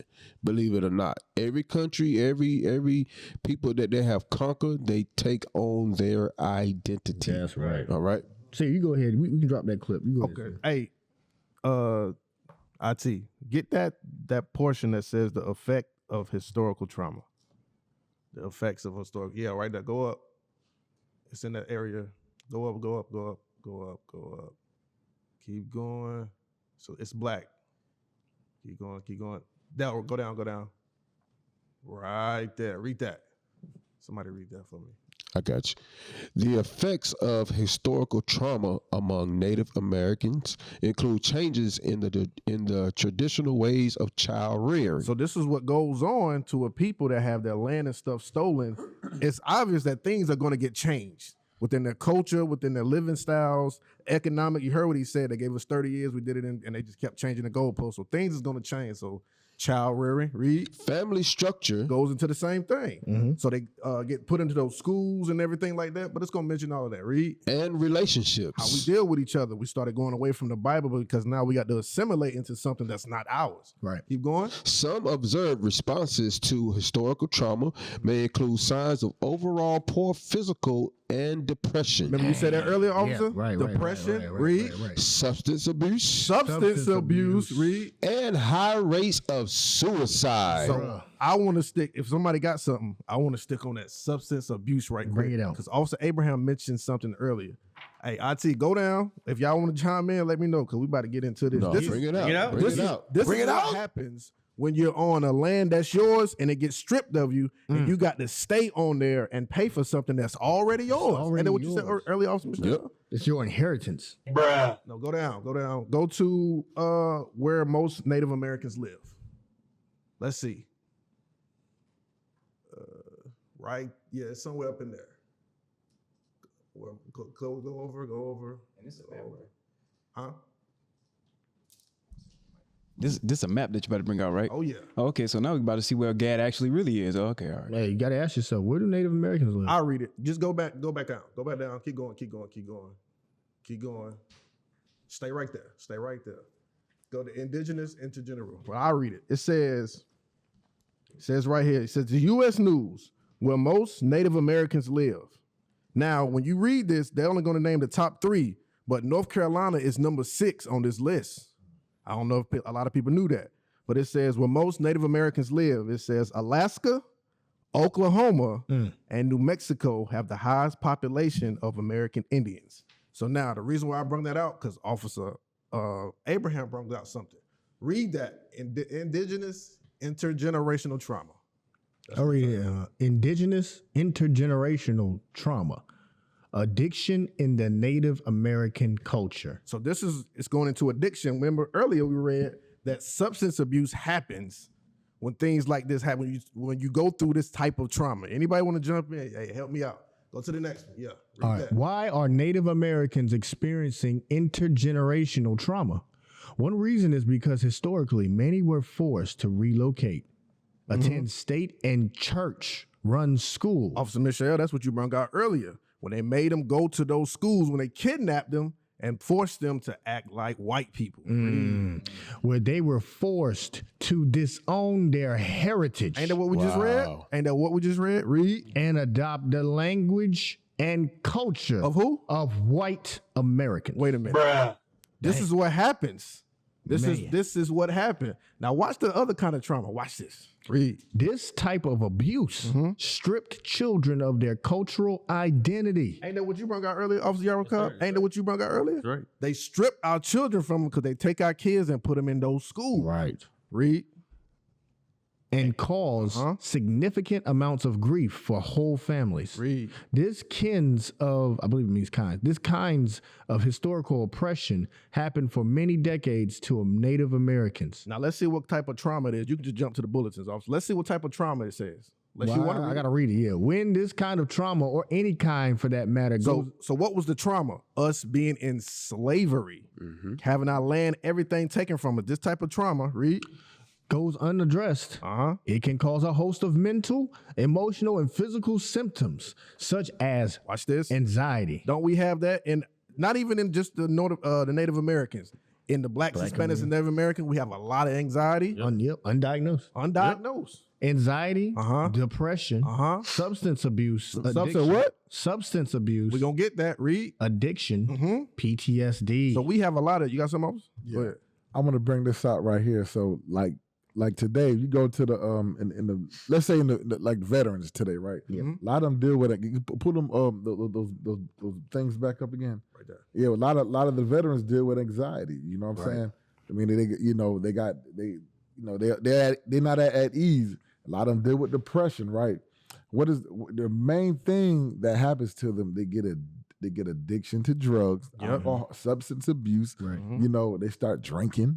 And think about this. When you go to the hoods and the ghettos and the slums, what they put out there? They put a liquor store. Now you got the CBD little stores everywhere now. Everywhere now. Now you got the drug dealers on the corner. They say, "Hey man, I got this weed. Hey, I got this crack or whatever." Hey, all that stuff is flooded. In our communities. He got the weed and the crack, but the Arab man got the thing to smoke it out of. Yeah, in the corner store. The hookah. Yeah, you got all that stuff. You got the hookah bars. they got hookahs out there and what do you call them damn things? The bongs. Oh yeah, bongs. And Joe Biden's selling crack pipes now. Yeah, Joe Biden's giving out crack pipes. Get it from the government. It's a lot better. Listen to what anxiety. Listen to what anxiety is. No way. And tell me if this is the black native. Different if it's just a tan on it. Or the PTSD. It's official if it comes from the government. That's right. It's got a flag on it. The PTSD, post-traumatic stress disorder. All that is all in one. Okay, and all that stuff there. Hey, now they throw those illegal drugs to keep you end up taking that thing. Yeah, you feel high. You may feel good for now, but that thing goes away. The problem don't go away. The problem's still there. Watch anxiety definition. Just one of them. Now, post-traumatic slave disorder too. You got that as well. Oh yeah. Anxiety says the feeling or having a sense of impending danger, panic, or doom. Ain't that the black, Hispanic, and Native American experience? Yeah. Walking around feeling like you're in danger, panicking, and doom. Are we bringing that up?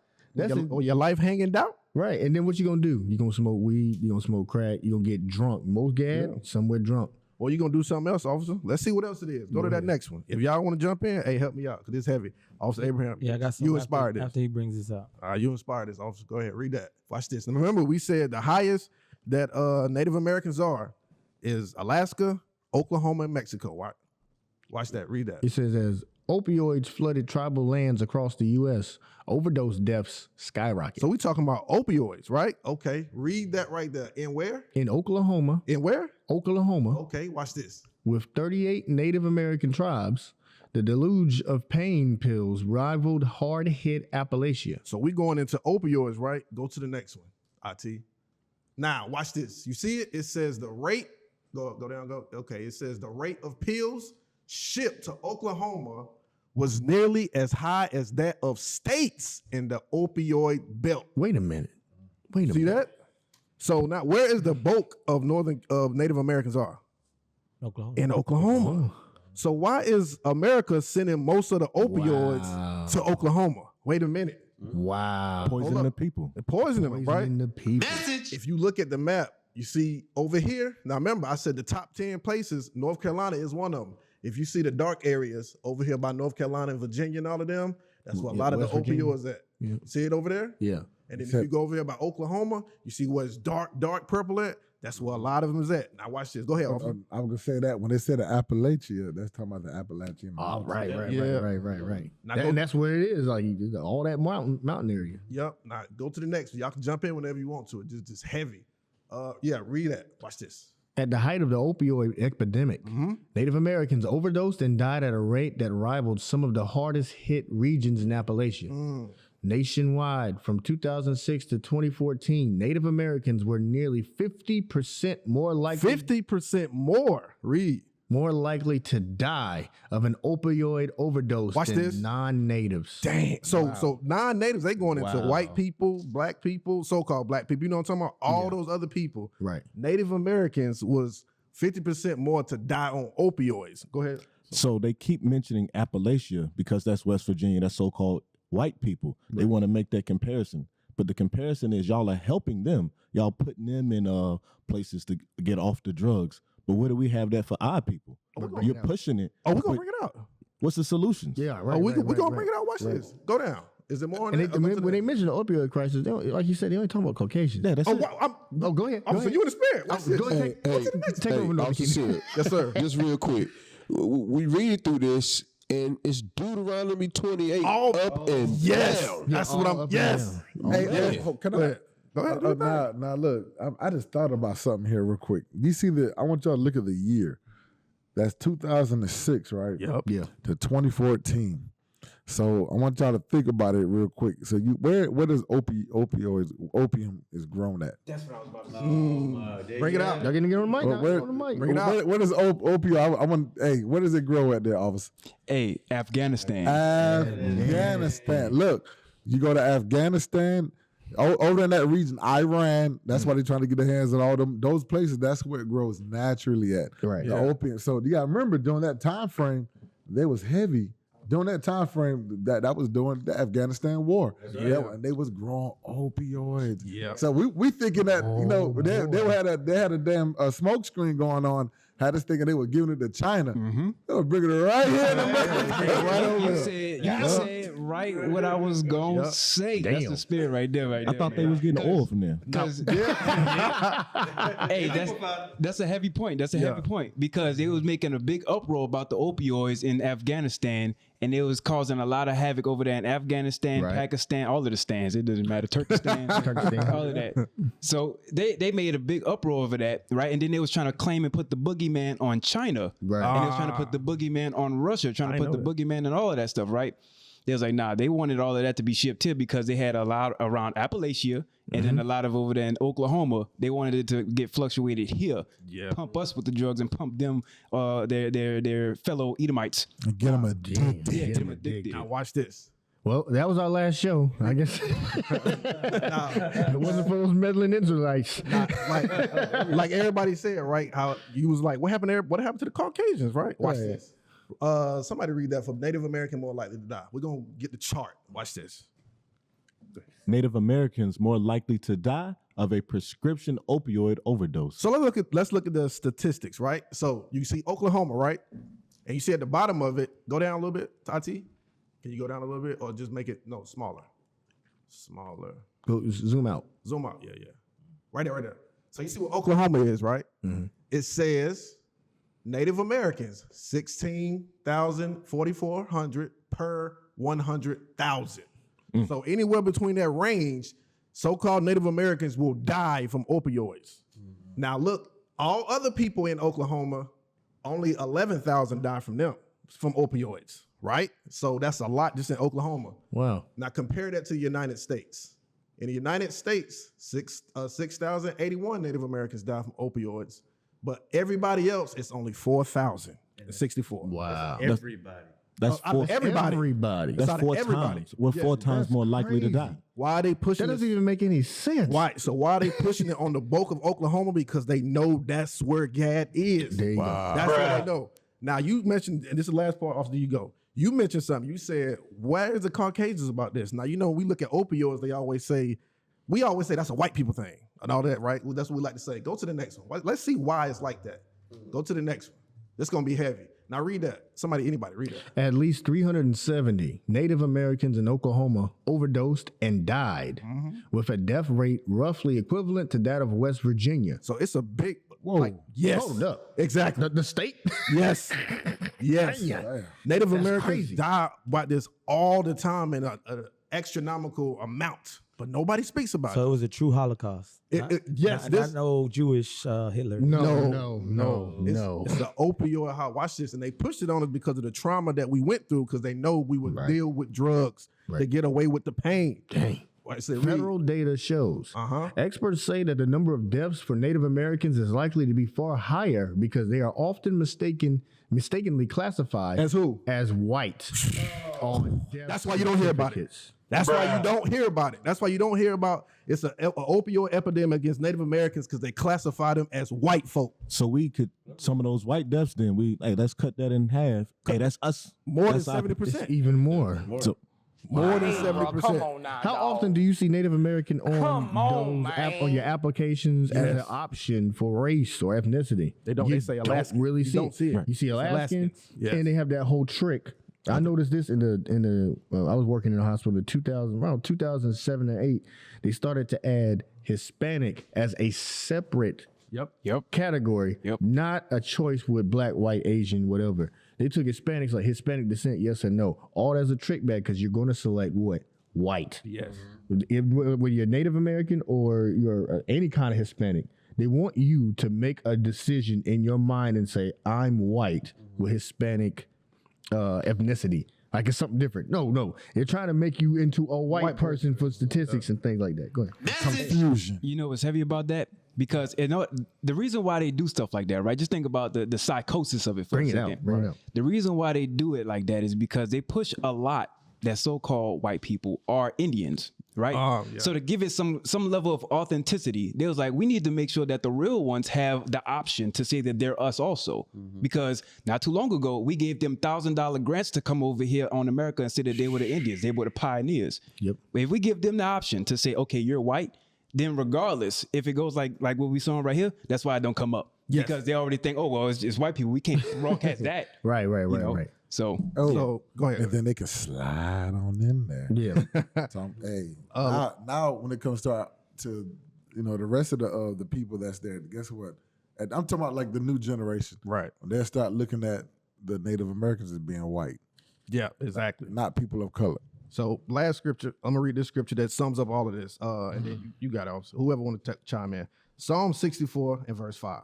Because all of this, that's why when Officer Abraham brought it out earlier, I jumped up. I said, oh, he in the spirit. Because why are they pushing this in Oklahoma, in Alaska, in these certain places? Why are they pushing this opioid epidemic the most over there and then don't want to classify them as Native Americans? Watch this, read. The book of Psalms, chapter 64 and verse 5. Bring it out. They encourage themselves in an evil manner. So they encourage themselves. They say, okay, listen, we gotta let's come up with, let's devise a plan to get rid of these Israelites. Right? They commune of laying snares privily. What's those snares privily? You know what? Okay, we tried to do the economic thing with them, gave them 30 years, but they got with that in half the time. We try to move the goalposts again, but they keep Living, surviving. They keep surviving. How we gonna do it now? Okay, listen, we know they're in a lot of trauma. Let's put drugs over there. Right. Let's put opioids over there. Let's hinder them. Boy, read. They say, who shall see them? Who's gonna know we doing this? They ain't gonna know we getting this stuff, Afghanistan, all of this stuff. They ain't gonna know we doing this. They gonna be thinking that, so, hey, yo, look, if you got something for your pain, we can bring this over. Hey, take this medicine. Right. Read. They search out iniquities. They accomplish a diligent search. How did they do a diligent search? How else did they know that the so-called Native Americans was over there? Right. How did they know that? They had to do a diligent search to do that. Read. Both the inward thought of every one of them and the heart is deep. So they thought about this thing for a long time. And they was like, once we start killing them with these opioids, call them white folk. Right. Man. Yeah, I got a couple verses. Somebody give me Job 9 real quick.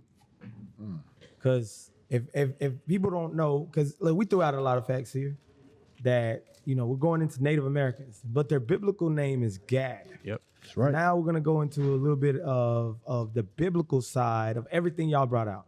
So I want to start off with Job 9 real quick. Most people don't know that the Native Americans, right, the tribe of Gad was actually the judges on this side of the planet. Bring it out. Right? So watch what it says right here. Verse 24? Yes, sir. The book of Job, chapter 9 and verse 24. Bring it out. The earth is given into the hand of the wicked. So we read that earlier, the wicked, right? Because in Habakkuk, when you read the prophecy, the wicked is in power. That's why judgment is slack. That's why we have no justice in America. The Native American, Russell means he cannot get justice, no matter how much he try to vote, no matter how much he try to be on these stages with the Edomites. Right. They just looked at him like he was crazy. Go ahead. He covereth the faces of the judges thereof. So he takes their nationality, he calls them Native Americans. He lets them call themselves Cherokee and Lumbee and all that stuff. But he knows that their real tribe name is Gad in the Bible. Go ahead. If not, where and who is he? If the so-called white man, the Edomites of the Bible, if that's not the man that's doing that to the Native Americans, then who is it? right? So you got something? Go ahead. I got something here I got something to land back off of what you just said. Hold what he got, because we're gonna go back to what he got. He's gonna bring out more. Give me Psalms 49 and 11 real quick. We're gonna show you like what that last question that was asked said. If not, when and who is he? Right. So now you're looking around. Who is this person that is talking about?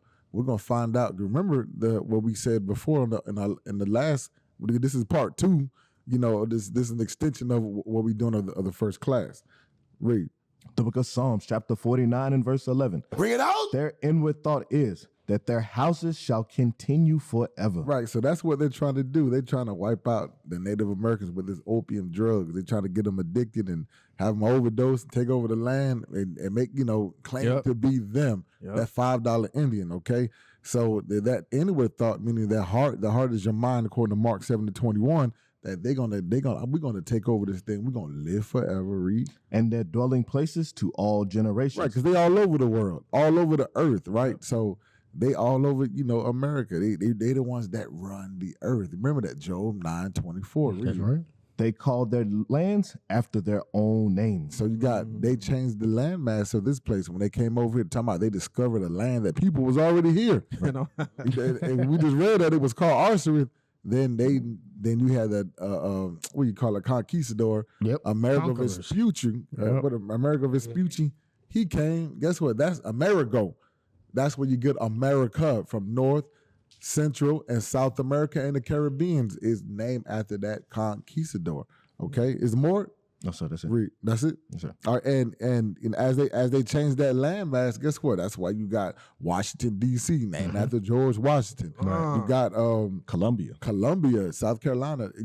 Or Columbia, the country Columbia, named after Christopher Columbus, Columbia, or whatever. However you want to say his name. Then you got what is it?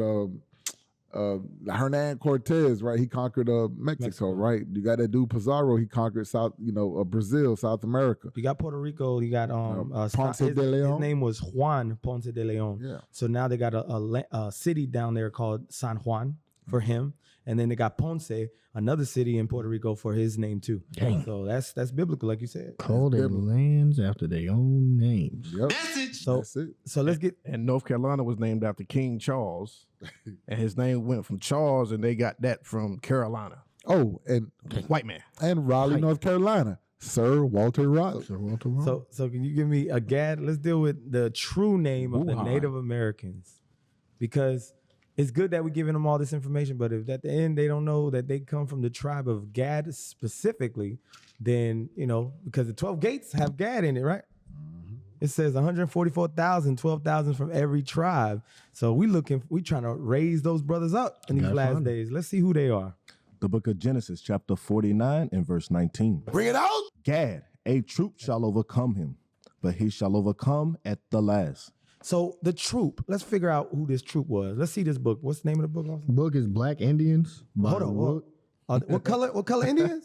Black Indians. That's right. Okay. So yeah. The Indians used to be black with woolly hair. Go ahead. Yeah, Black Indians, A Hidden Heritage, by William Loren Katz. Page 16. Go ahead. Andrew Jackson, the first great Democrat to reach the White House, was first in a long line of candidates to win the presidency, boasting of his Indian fighting skills. Go ahead. So hold on. This is the guy on the $20 bill. Just in case you got a $20 bill. Go ahead. He waged a cruel war against Indian men, women, and children. No, he was a beautiful white president. Go ahead. He waged a cruel war against Indian men, women, and children. He staunchly defended slavery. Hold on. No. Ain't he on President's Day? Ain't people worshiping them? Yeah. Yep. He staunchly defended slavery. So he agreed with slavery. And like Jefferson, Thomas Jefferson, who any President's Day, like Jefferson, owned slaves. So they definitely don't talk about that. Not my Jesus. So read that scripture again in the Bible, though. The book of Genesis, chapter 49 and verse 19. Bring it out. Gad, a troop shall overcome him, but he shall overcome at the last. So that troop was Andrew Jackson, the U.S. Cavalry. See, can you give me this real quick? Sure. Right here, this blue part. Let's find out about another president. So this book is called Fighting Indians of the West. This is page 12. It says President Abraham Lincoln. Oh, this is the penny. The penny. Go ahead. Pardoned all except 38 of the ringleaders. These are Native Americans who were hanged publicly. Hold on. What did Abraham Lincoln do to the Native Americans? Were hanged publicly. Go ahead. At Mankato on December 26, 1862. Okay, so no more President's Day for y'all. Especially if you're Native American. You should be mad right now if you celebrated President's Day. Any of the white man's holidays. Yeah, any of the holidays. Yes, and the title officer is White Man's Justice. So that was their justice. So going back to Genesis 49, right? Let's get the precept, Isaiah 65 and 11. So in Revelations, it says 144,000 going to be sealed. There's 12 gates. There's a gate for the tribe of Gad. Yes. You know what I'm saying? So knowing that we're bringing out the Gad history in the Bible, let's see what it says right here in Isaiah 65 and 11. The book of Isaiah, chapter 65 and verse 11. Bring it out. But ye are they that forsake the Lord. So you Gadites are the ones that now y'all are drug addicts. Now y'all have white Jesus on your arm tattooed. Now you forsake God. Go ahead. That forgot my holy mountain. You forgot Jerusalem. You forgot God's heritage, that we're the people of God. Go ahead. That prepare a table. Hold on. Now you prepare a what? A table for that troop. Now, I'm not saying all Native Americans, so-called Native Americans, celebrate Thanksgiving, but this is talking about Thanksgiving right here. This is talking about the holiday that America pushes for the death of the Native Americans. It says in the future, people are going to be celebrating the death of the Native Americans when Andrew Jackson and the U.S. Cavalry conquered them and killed them. And now they have the body of the Native American as the turkey. They got the cranberry sauce, the blood, right? Yep. And then they got the stuffing, which is the smallpox and disease. So now they celebrate the death of their own people. Right. Hey, bro, come on now, dog. So it's very vital to know that you come from the tribe of Gad, because when you read Revelation 7, it says 12,000 from the tribe of Gad are going to be sealed. And that's what we're trying to do today. We're trying to wake up the lost tribe of Gad. That's right. I want to apply Matthew 18. I'm offended. He brought up something talking about brothers with the with the white Jesus on. Yeah. Dang. If it fits you, I was shoot him. He's still black. I was destroyed. He's still black because he's on your skin. I was destroyed. How much time we got, IT? We got like 10 minutes. We ain't got long. No, this is not 10 minutes. Oh, 42. Oh, damn. 10 minutes, 42 seconds. Tomatoes. I can't. Great show though. We It's going a great in. show, and we got so much to bring out. Hey, let me get what's that in the Jeremiah 50? Let's close. We need a part 8. Yeah, part 8. We're gonna just continually touch on it because our history is a united history. 1 verse 33. That's what I want. All right, Jeremiah chapter 50, verse 33. Bring it out. Thus said the Lord of hosts, the children of Israel. The children of Israel, that's you Hispanics and Native Americans. That's right. Y'all make up the 10 tribes of the children of Israel. And the children of Judah were oppressed together. The children of Judah are the Haitians, Jamaicans, the so-called African Americans scattered abroad. You said that we were what? Oppressed together. We were oppressed together. And we're reading about the other side of the oppression. We know about black people getting whipped, and we know about Django. We know about Roots, Color Purple, all the stuff that went on during those movies. But what about the hang? We just read about Native Americans being hung from trees. You ain't heard that before. Yep. Hey, when they make the movie, they say the light-skinned slaves in the inside and the dark-skinned slaves on the outside, right? Yeah. Those were Native Americans. The ones that were light-skinned, they were inside the house. Facts. They separated us in the plantation. Facts. Go ahead. Go ahead. He light-skinned. Goodbye, Uncle Tom. Goodbye. It showed him on there also. Oh, for real? That's a rough movie, but hey, it's some heavy history in I that never thing. seen it. The New Roots. It's a rough movie.